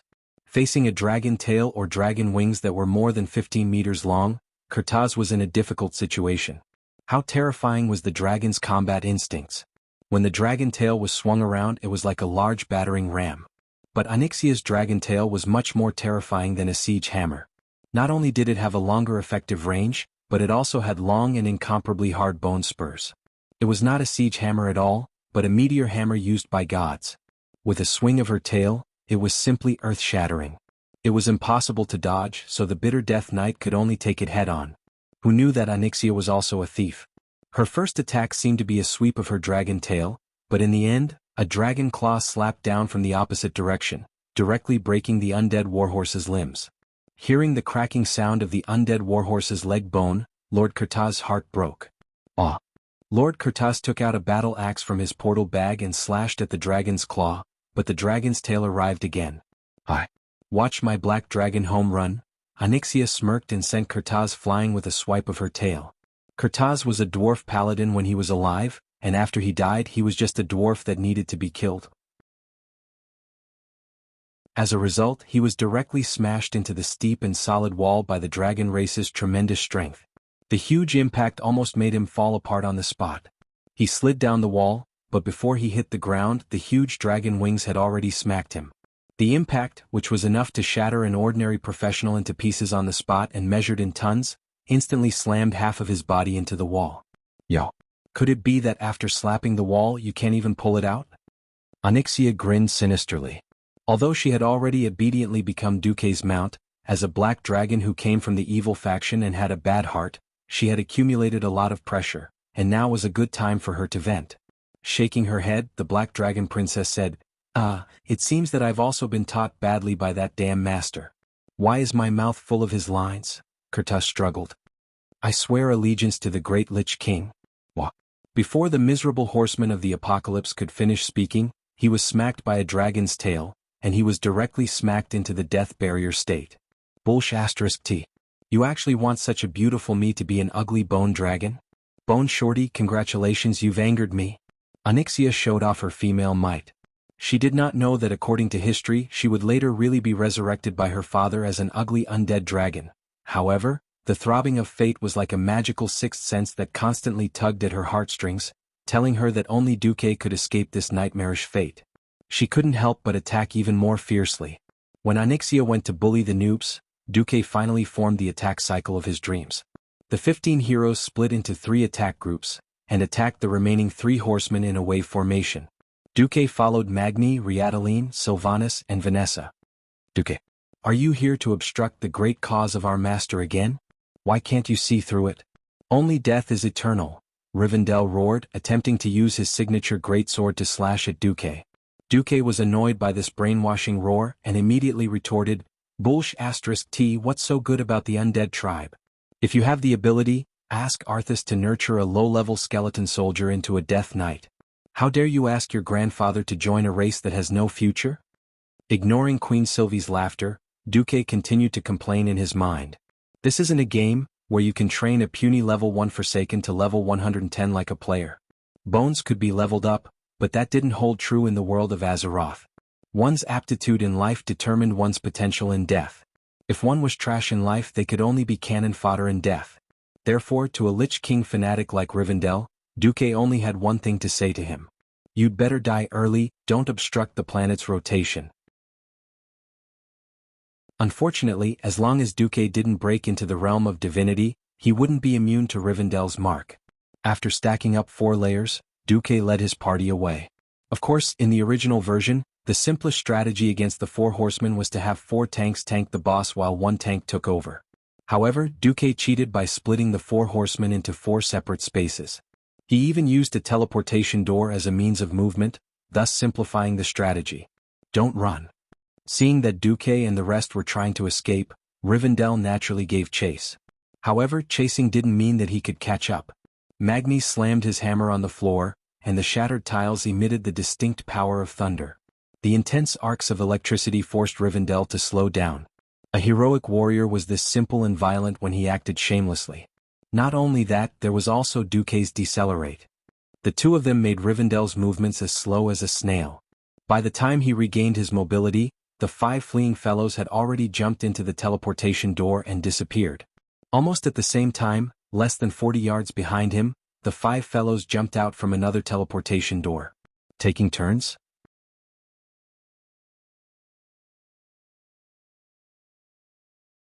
Chapter 1270. Come. Fight it out with your grandpa Gavin Rat. A guy named Paladin or Rogue brandished a huge divine artifact longsword, surging with the power of wind and thunder as he charged over. For a moment, Rivendell didn't want to waste his time with these guys. Because the final result of a continuous battle would definitely be the destruction of the 4 horsemen of the apocalypse. Unfortunately, he had to fight even if he didn't want to. Thunder's Fury, blessed sword of the Windseeker, was not a simple melee weapon. With a swing of the huge sword, Rivendell felt as if the air around him had been pushed away. Even the undead warhorse under him seemed to have been sucked into a black hole. His body became sluggish, and even the powerful undead warhorse could not move for a second. At this time, a new 5-man squad had already closed in on him at high speed and engaged him in a fierce battle. Damn it! Rivendell cursed. Who is he? Who is she? Both of them are so strong. It wasn't that Rivendell didn't do his homework and couldn't tell who the experts of the Alliance were, but he didn't have the luxury to do so. The palpitations in his soul made him panic. He could clearly feel that the distance between him and the other 3 horsemen of the apocalypse was constantly widening. At the same time, his strength was rapidly weakening. Has the secret finally been discovered? Unfortunately, Gavinrad's wind sword, Aurelia's wind and thunder arrows, Vanessa's deadly twin daggers, Jaina's large fireball, and Benedictus's holy light punishment all rained down on him, making him unable to take care of himself. Oh no, he didn't even know how many bones he had broken. At this time, Duque's squad had already run through the portal to beat up Duchess Blamo. If one were to say who was the most difficult to deal with among the 4 horsemen of the apocalypse, the first would definitely be that damn dwarf Kurtaz. That level of fire magic, if it carried more than 4 layers of imprints, not to mention Jaina, even Duque would feel weak. The vicious curse imprint could directly reduce the opponent's magic resistance. If it were a mage, it would reduce the magic output of the magic circuit. The second most difficult to deal with was Baron Rivendell. The remaining 2, on the other hand, only had a single attack method and none of them were capable of killing in an instant. They were practically playing around. So when Riataline injected holy light into the ground so that the team could surround and beat Blamo, Queen Sheena suddenly asked, "What is going on with the 4 horsemen of the apocalypse? I feel that they are too weak." Wait, of course. Do you know that they're already over 3,000 yards away from each other? 3,000 yards? It didn't seem like much, and he didn't count it when he had a flying mount, but this distance was indeed not short. Queen Sylvanas was smart. She immediately thought of something. Their strength is inversely proportional to the distance between them. The greater the distance, the weaker they are. Yes, because they have a stingy boss. Before Duque could finish, Blamu had already slashed down with a rune sword. "You are not allowed to insult Sir Kel, Thuzad. Poor guy, he's been brainwashed. If you were freed from the Lich King's mental control, would you still say that?" As Duque complained, he swung his hand and a high elemental fireball smashed into the horseman's face, directly sending her flying. This time Duque was right. The 4 horsemen of the apocalypse suddenly strengthened for a reason. After fighting for so long, the system elf had also analyzed for so long, and the final conclusion made Duque feel a slight pain in the ass. Kel Thuzad had injected divinity into all 4 of them. Of course, it was not some high-purity good stuff. It was unknown whether this divinity was obtained from Northrend or plundered from other places. It had characteristics similar to Zul Amon's animal evil god, crazy and full of a sense of chaos. If this power had to be described as similar, then Duque would definitely think that the closest answer was the blood of an abyss lord. It could indeed greatly increase the strength and destructive power of the user. Replacing it was the gradual loss of rationality, falling into madness and killing, unable to extricate themselves. Using this on the calm, cruel and powerful Death Knights, Kel was at his wit's end. Moreover, this thing was not just one portion, but an extremely powerful chaos divinity that was forcibly divided into 4 parts. The consequence of being divided into 4, in addition to each having different characteristics, also triggered a perception similar to that of twins. However, too far away would cause the divinity to weaken, which was something Kel Thuzad did not expect. So on the surface, Kel Thuzad threw out the names of the 4 horsemen of the apocalypse, such as war, massacre, hunger, and death. In fact, this was to cover up the failure of this experiment. Of course, it was impossible for others to discover this small difference. Duque had the system monitoring the data of the 4 horsemen from beginning to end. When the system had an answer, it just so happened that the team was in danger, so Duque decisively tore down the hall where the 4 horsemen of the apocalypse were and forcibly broke them up. Now Duque frowned. What's wrong? Kel almost found a chance to escape.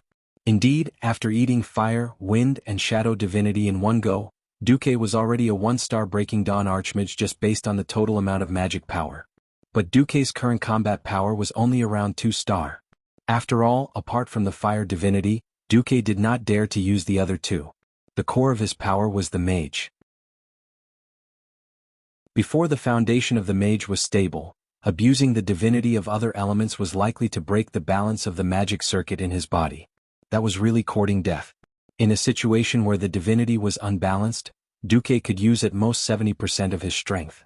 Under this premise, he had to take into account the control of Naxxramas, ensure the blockade of the space where Kel Thuzad was, and open the portal to teleport the 3 squads. At this moment, Duque's individual combat power was only half a notch higher than Jaina's. Just now, Duque was ruthless and rewarded Blamu with a big fireball, and Kel almost found a chance to break through. There was no other way. Before dealing with the 4 horsemen of the apocalypse, Duque could only be a good baby. As the battle went on, the Alliance powerhouses all felt the weakness of the horsemen of the apocalypse. Even though they had activated Death Rampart, which absorbed almost all damage 3 times, the sluggishness of their movements, the decline in the power of their attacks, and the disorder of the elemental attacks they released could not be hidden from the experienced Alliance hero squad. When Death Rampart was activated for the third time, Duque looked up to the sky and shouted, "Onyxia, stop playing." Silence rippled in the air, and then 3 seconds passed. Suddenly, a special portal opened in the void. Unlike the bluish-purple arcane portal that Duque often used, this portal was made of flames and was quite large. It looked like the main entrance of the Storm Fortress. Countess Katrana, who exuded sexiness and swaying charm, had a snow-white left arm on her waist, but her right hand was holding a huge head that exuded a flame aura.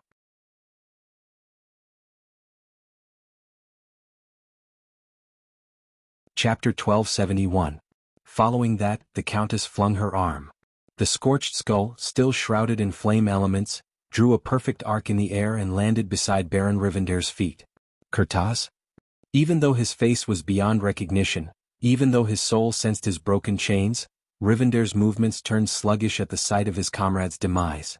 Disregarding his divinity, he knew his own capabilities. If not for his master reviving him out of loyalty, he would still be a vengeful spirit by the Sunwell, or perhaps he would have been annihilated by the Holy Light. Unfortunately, it was impossible for him to reverse this defeat.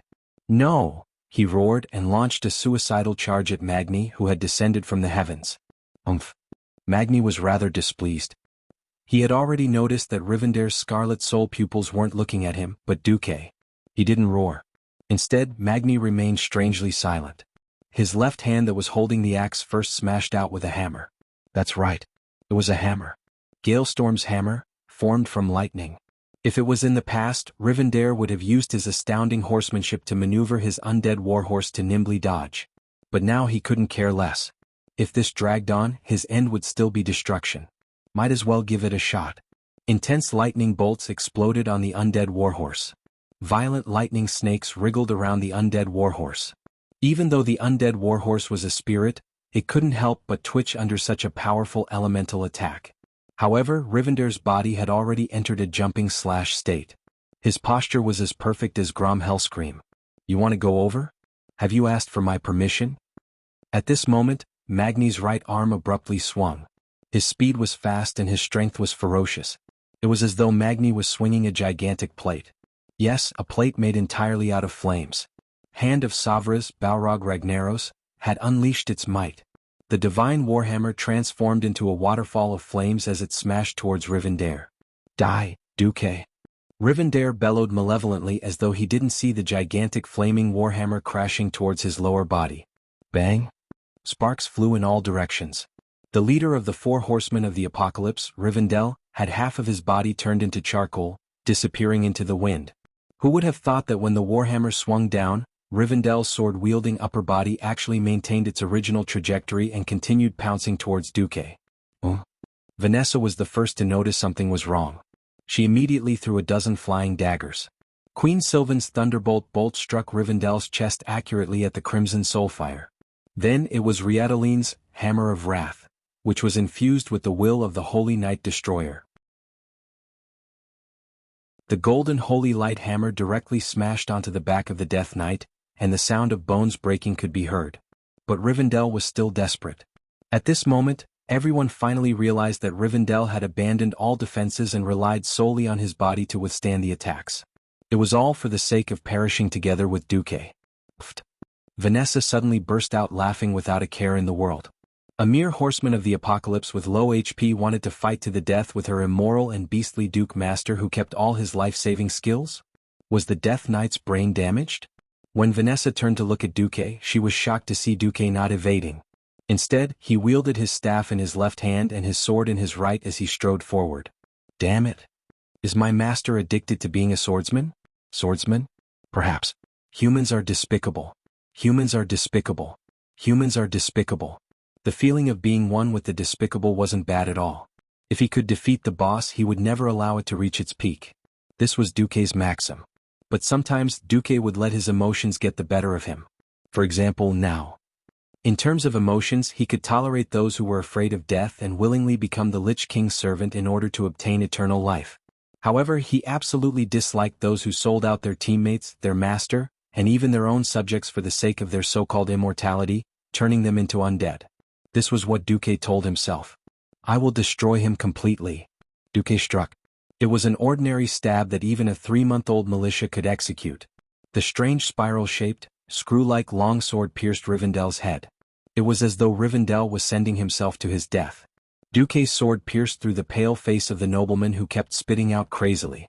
Like a watermelon, the dried brain matter and shrunken brain matter splattered all over the ground. But not a single drop or piece of rotten flesh could penetrate Duque's ice barrier and stain Duque's blue and white magician robes. Amateurs enjoyed the show while experts observed the artistry.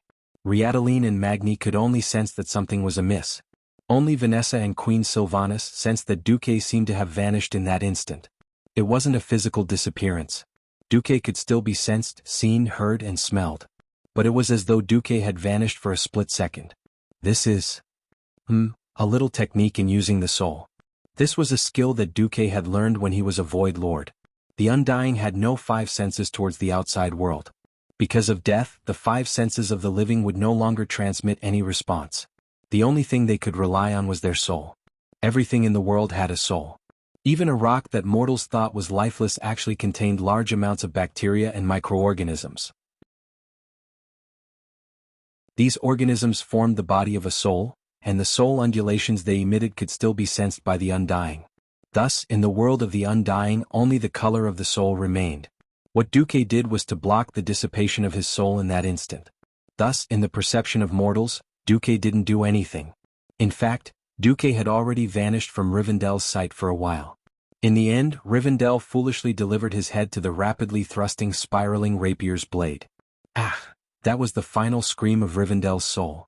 It intensely stimulated the eardrums and souls of the spectators. Has Rivendell's soul been completely destroyed this time? Queen Sylvie asked. She still remembered that she had killed Rivendell once on the Isle of Quel's Danas. Basically? Queen Sylvanas was curious. Duque sighed. The Scourge are the most troublesome. I can indeed destroy their souls with holy light. If their souls aren't complete before I destroy them, such as preserving or hiding a portion, they can still rely on the remaining souls to resurrect.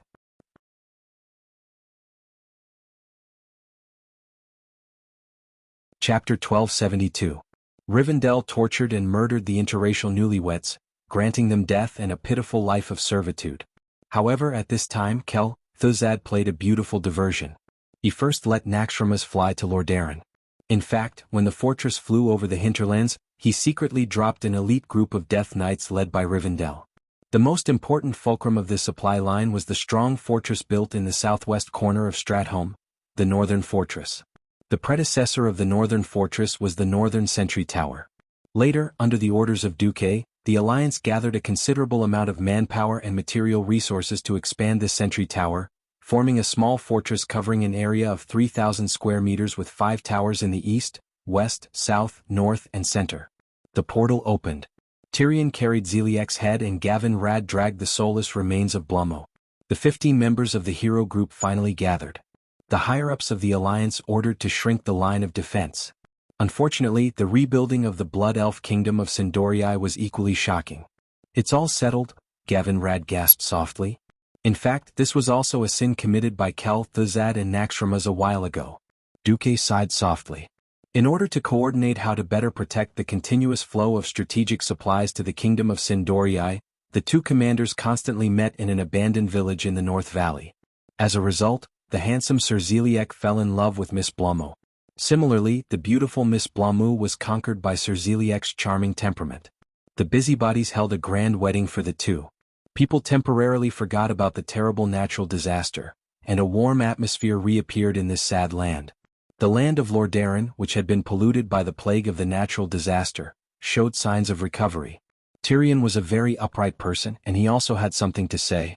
When they stood opposite us as Death Knights, we should undoubtedly destroy them, but now, the representatives were Duchess Blummo of Sindorii and Sir Zeliek of Lordaeron. The former served as the commander of the Salas Sentry Tower, while the latter served as the commander of the Northern Sentry Tower. Both of them were the core figures of the Scourge Defense Force. In fact, Duque's willpower wasn't that strong, but Duque's soul was very tolerant. Most of them were the souls, moral integrity, of the famous saints, which was why the people called him Saint Duque. If the three of them did not mention it, Duque would not know anything about the background of these two horsemen of the apocalypse. From the moment he met killed Jaden, he was afraid of everything and didn't dare to take responsibility. That was why Ghoul Dan was promoted. After that, he became the great chieftain, and because he was afraid of Kill Jaden, he risked his life to attack Azeroth. In the end, he was directly blown up by Duque. Duque's scalp went numb. Alright, let me try. That was how the second Lich King, Arthas, came into being. If he had put in some effort, there would have only been one Lich King, Nazul. If he didn't get tortured by Kill Jaden's soul for 8 to 10 years, he wouldn't be able to do anything. He lost himself a long time ago. If it's a soul fusion, it will inevitably introduce the will of other souls. Even if it's a fusion with a blank baby soul, it will dilute the concentration of the original soul. The strength of the soul affects a person's strength. If the fused soul is too weak, the strength will be greatly reduced. If the fused soul is too strong, he will lose himself, or he won't even know which will belongs to him. It sounded like there was no end to this. The beautiful and dignified female elf was the first to speak. Her voice, which was like an aureole coming out of the valley, had a rare solemnity. Actually, Blamu and Zeliek are from the Silver Dawn. Because of Arthas' destruction of Lordaeron City and the Silver Moon City massacre, many survivors were in extreme pain and also extremely hostile to the Scourge. Duque smiled bitterly. Generally speaking, an independent soul is very exclusive. Basically, there is no real fusion between souls. It's like water and oil never mixing together. But the Scourge seems to have some kind of method to forcibly stitch different souls together. For example, when we first discovered that Kel Thuzad was a necromancer, we used holy light to purify his soul. It stands to reason that at least 80% of his soul should be gone. As a last resort, after some discussion, Kalia and Sylvanas decided to maintain the supply line from Stratholme to Long Song Forest. Kalia said, "Can we redeem their souls like we did with Thaddeus?" Duque deliberated for a moment and continued, "It's very difficult for the soul of a living creature to multiply. You can think of it this way. The lost soul can never be recovered. It will disappear forever, along with some memories." In fact, there was another example, the Lich King Nazul and Arthas. On the surface, it was Nazul who had been tempting the fool to fall, dragging his soul into the abyss of despair. Unfortunately, Nazul was too soft. Queen Sylvanas' question felt like she was asking Duque his own question. From the beginning to the end, this guy was a guy who was afraid of death. Then why? Queen Sylvanas wanted to say something but stopped. While Duque's team was in a daze, the battle on the other two sides had also come to an end. They only needed to change their target once more before they were done. "At the start of the battle, I could feel the struggle of their souls," Tyrion said. "Then what's going on with the other souls?" You know what happened next. When Aurelia said this, she could not help but feel sad. Resurrection? This word made Queen Sylvanas very unhappy. After hearing this, Duque was at first stunned. As a transmigrator and veteran player, unless it was a game mission that left a deep impression, no one would care about the historical background of each boss in a large dungeon with more than a dozen bosses. Seeing that they were hesitant to speak, Duque could only say, "What's wrong?" After listening to Tyrion's detailed explanation, Duque learned, "Duque?" Kalia crossed her fingers and made a standard prayer gesture. "Me too," Gavin Rad said. Now, he had tempted Arthas to fuse with his soul, but who knew that his will was too weak. The result was that the great chief and first-generation Lich King's will was almost swallowed up without a trace left. The other fulcrum of the supply line was the Salas sentry tower at the border between Lordaeron and Sindorii. This sentry tower was guarded by an independent force that did not belong to either country, Silver Dawn. The problem was that President Ku drove the flying fortress everywhere to cause trouble, and the greatly strengthened main cities of the Alliance were not a big problem. However, due to the lack of mobility and low visibility at night, there were always remote areas affected. At this time, Aurelia, Tyrion and Kalia came together.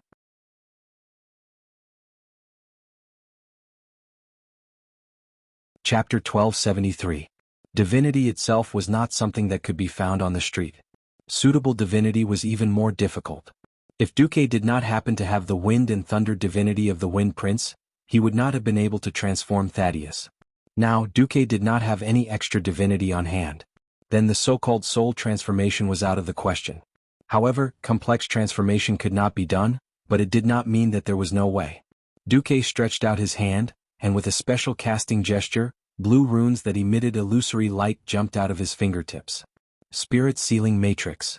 Strictly speaking, this did not belong to the category of mages. It should be said that it belonged to the domain of warlocks, demonic knowledge. Unlike Thaddeus, the pitiful Thaddeus was just an indifferent test subject. No one knew what would happen to him. Even if he became a Frankenstein-like existence, Kel Thuzad only threw him into the abomination zone to guard the door. The Death Knights were definitely a different matter. The Death Knights and Liches, as the backbone of the Scourge Legion, were definitely mature troops that had been tempered. From killing designated targets, to using soul punishment to force their souls to fall, to brainwashing willpower, it could be said that the entire process was impeccable. However, the Lich King's mind control imprint was actually not that good. At least in the original history, when the Lich King Nazul left the Burning Legion, Sylvanas, who had become a death banshee, broke free from his control. In this life, it was the great Lich Anastrian who broke the shackles of mind control. Now the new Lich King, Arthas, was still asleep. Kel Thuzad, the commander who directly controlled the four horsemen of the apocalypse, was temporarily sealed by Duque in the different dimension at the core of the fortress. This was an opportunity. Put the remains of the three of them into the Matrix. Let go of the dwarf's independence and put Blamu and Zeliek together. The rest of the clerics, prepare to help me pour holy light into the Matrix. 3 paladins and 2 priests immediately stood nervously and orderly on the 5 corners of the pentagram matrix that Duque had condensed with magic. Oh. Duque adjusted his breathing. He spread out his perception and spirit sense. External interference eliminated. The soul connection between the Lich King and Kel Thuzad was cut off. Good. Get to work. Duque suddenly raised his head, his face slightly raised at a 30-degree angle. His righteous face was filled with a holy aura, and a golden radiance was faintly discernible on Duque's face. At some point, Duque's voice became ethereal. Even though Duque was right by her ear and his voice was endless, it sounded like a choir of children singing melodious hymns in a distant church. Perplexed soul. Can you see that on the other side of hell, there is still a lighthouse of holy light? Tormented souls? Can you hear your friends and relatives in the mortal world still calling your name? The darkness will eventually pass, just like the last darkness before dawn. Wake up. Come back. Listen. The call of your king. Duque waved his hand and the kings immediately understood. Magni swung his hammer and the materialized Balrog hammer smashed on the floor, making a crisp sound. Curse, get back here. I don't want to tell your son that his dad ran off to become a lackey of the Scourge army when we're bragging in the tavern. Perhaps it was an illusion, but Lord Kurtaz's skull trembled. Sylvanas put her hands on her hips and said domineeringly, Blamo, have you forgotten our oath? We swore to take revenge on the Scourge. We swore to chase Arthas to the end of hell, and now you've actually become a Death Knight? What do you look like? Get back here. Blamua's skeleton seemed to move. Kalia knelt down gently and made a praying gesture. Holy light bloomed on her pure face full of love. Sir Zeliek, you've done very well. But I sincerely believe that this shouldn't be the end of a warrior fighting against the Scourge. Come back, I will pray for you. Following the call of the 3 kings, the souls of the 3 Death Knights seemed to respond. No. It's not enough. Benedictus, who had helped countless souls and had rich experience, gritted his teeth. The redemption of the soul is not that simple. The powerful will of the Lich King poured into their souls. Their willpower is not enough, so they need a stronger stimulus. A stronger stimulus?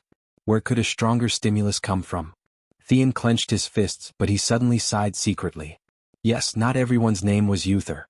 Not every soul had such a strong will to resist the soul torture and corrosion of Frostmourne. Leave it to me, Duque suddenly said. Every fallen soul often had not only the surrender of the will, but also the pollution of the heart.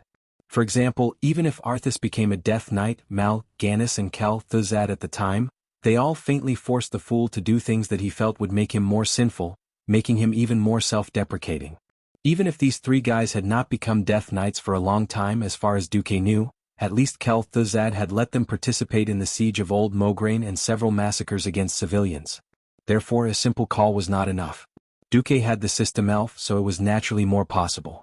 Using the soul techniques learned from the Burning Legion, Duque was able to read a considerable number of fragmented soul fragments from the souls of the 3 Death Knights. This was not something that was made up out of nothing. These were all things that had really happened to the 3 of them. It was just that Duke who had picked them out and completed them.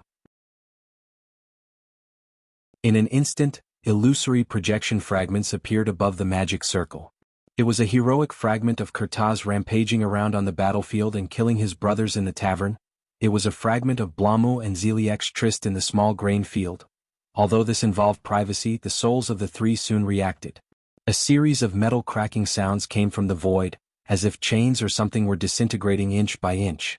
In the middle of the soul magic circle created by Duque, the Alliance powerhouses were pleasantly surprised to find that 3 silver souls rose from the remains of the 3 Death Knights like balloons. Soon the souls had 4 limbs, a head, eyes, ears, a mouth and a nose.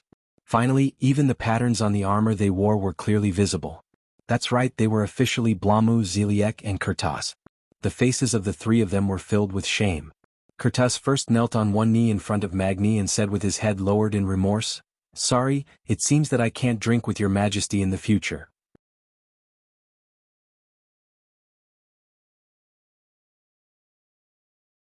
Chapter 1274. On the other side, Blamua's soul was nestled in the arms of Zeliek's soul.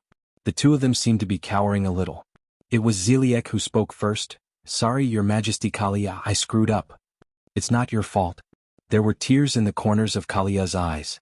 She used her slender fingers to gently wipe away the tears, and then revealed a smile that still looked like she was crying. "It's because we're too backward. If we could also master the technique of flying in the air earlier, then we wouldn't have to be beaten up like you guys. If anyone is at fault, it should be me as the queen who is the first to be at fault." Taking the initiative to take responsibility in this era of showing royal power and informing the people with an unbreakable hierarchy sounded more like a fantasy. For a moment, the couple was stunned. Queen Sylvie also came up. "Blamu, you did a good job. If you hadn't helped guard the Salish Trail for so long, perhaps the people of New Silvermoon would have starved. Also, I still owe you a wedding gift." Aurelia stepped forward. She didn't know if she could hug a soul. She looked at Duque and saw Duque smiling and nodding. Then she hugged him directly. The feeling of being hugged by a living being, which was like a corporeal spiritual body, was incomparably mysterious and strange. After a moment of shock, tears of the soul fell from the corners of Blamua's eyes. The sighs and greetings lasted for a full 5 minutes. Then all the existences turned their eyes to Duque. The question was this considered redemption? Duque cleared his throat. In fact, in this world, souls can stay in the mortal world forever. Perhaps in the form of a vengeful spirit or a heroic spirit. Heroic spirit? This word made all the living people's hearts palpitate. The dead were already gone. Crossing the boundary between life and death was not accepted by the mainstream view. For example, the forgotten. Then becoming a heroic spirit was the best choice. Heroic spirit. It is not unrestrained. Heroic spirits are similar to vengeful spirits. They also need a cornerstone-like attachment. In my opinion, the best choice for the 3 of you is to become the guardian spirit of this flying fortress that is about to be occupied by the Alliance, Naxxramas. Guardian spirit? The 3 souls became excited at the same time. It was as if their hearts, which had stopped beating a long time ago, were jumping with joy at this moment. With just a few words from Duque, the 3 souls suddenly found the meaning of continuing to exist in this world. As the former leaders of Naxxramas, of course they knew how powerful this flying fortress was. It was as if they could already see the gigantic fortress guarding the cursed land, resonating with the watchtower from top to bottom, forming a terrifying 3-dimensional defense system. No matter how many terrifying demons poured out of the dark portal, they would only die in front of this terrifying defensive formation that resembled the Wall of Sighs. "We are willing," the 3 souls said in unison. Duque nodded and turned to everyone. "All right, let's get ready for the final battle. As long as we take care of Kel, Thazad and Saffron, this great floating fortress will become the guardian of the Alliance and even the entire Azeroth."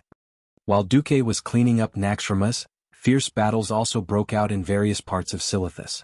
In the Temple of Ahn'Qiraj, the Scourge army that had been thrown down by Duque was making a final struggle. They guarded every corner of the temple ruins, and even the more powerful high-grade Death Knights tried to gather their companions and break out. In the Cenarian fortress in the north of Silithus, facing the insects that rushed out of the Pillar of Swarm, the Alliance directly used a terrifying barrage to deal with the overwhelming insects. Don't think about it, fire all the 3-style bombs. For this day, Lord Marcus has prepared at least 500,000 3-style bombs. Don't worry about the cannonballs. Worry about whether you have the life to fire all the cannonballs first. The Alliance's artillery commanders loudly scolded the artillerymen below. Duque had guided the iron furnace fort to improve the technology for 20 years, and now the cannon produced by the iron furnace fort rarely exploded. The production line, coupled with the strict limit on the number of times the cannon could be fired, almost eliminated the incidence of casualties caused by the artillery exploding. And the 3-style bombs 3, which could split into hundreds of small metal warheads in the air, were in a sense not the old-fashioned shotgun, but something close to a cluster bomb. The shotgun directly exploded in the cannon chamber, which was extremely damaging to the cannon barrel. The latest Type 3 style bombs used a 2-stage delayed ignition and detonation system. Only when the cannonball flew out of the cannon barrel for about 2 seconds would the second stage be ignited, detonating the small warheads in the cannonball and exploding. At first glance, it was even more dazzling than fireworks. The shotgun, whose purpose was to kill in an area, was, of course, useless against the thick-skinned big guys like the Heaven Breaker. But for the relatively slender, large-sized flying insects that did not have real hard armor, it was simply a nightmare. As long as a stray bullet or even a single piece grazed a limb, there would immediately be a hole slightly larger than the mouth of a bowl. Flesh and blood, limbs flying everywhere, all of these were not enough to describe the savagery of the Type 3 style bombs. That scene, it was as if after one shot in a sphere with a diameter of 100 meters, not even a blade of grass would grow. All the flying insects would explode, turning into scattered limbs and parts that fell from the sky like rain. After a round of artillery fire, what fell from the sky was not just hundreds, but thousands of insects. In order to avoid accidental damage or even accidental killing by artillery fire, the coalition forces did not send out air forces. At a distance of 200 to 500 meters, it was within the range of the Cenarian Circle's Traiants, as well as the coalition's temporary military magic tower and elven archers. Closer, there were dwarven gunners, humans, and troll spear throwers to deal with them. On land, the swarming insects could be said to be overwhelming. Unfortunately, in front of the continuous array of cannons, it was more like sending food. Ground attacks were not as complicated as air attacks. The dwarves and gnome cannoneers could pull out their large-caliber heavy cannons at will. For long-range attacks there were new cannons. For closer attacks there were new, small steel cannons and dwarven mortars. Slightly closer there were steam tanks and fire-breathing tanks blocking in front of them. This scene made Sal's eyelids twitch and he could not help but think to himself, if the tribes were to fight, I really don't know how many tribal warriors would have to be sacrificed to win. The impact of this three-dimensional war concept made Sal's mouth full of bitterness.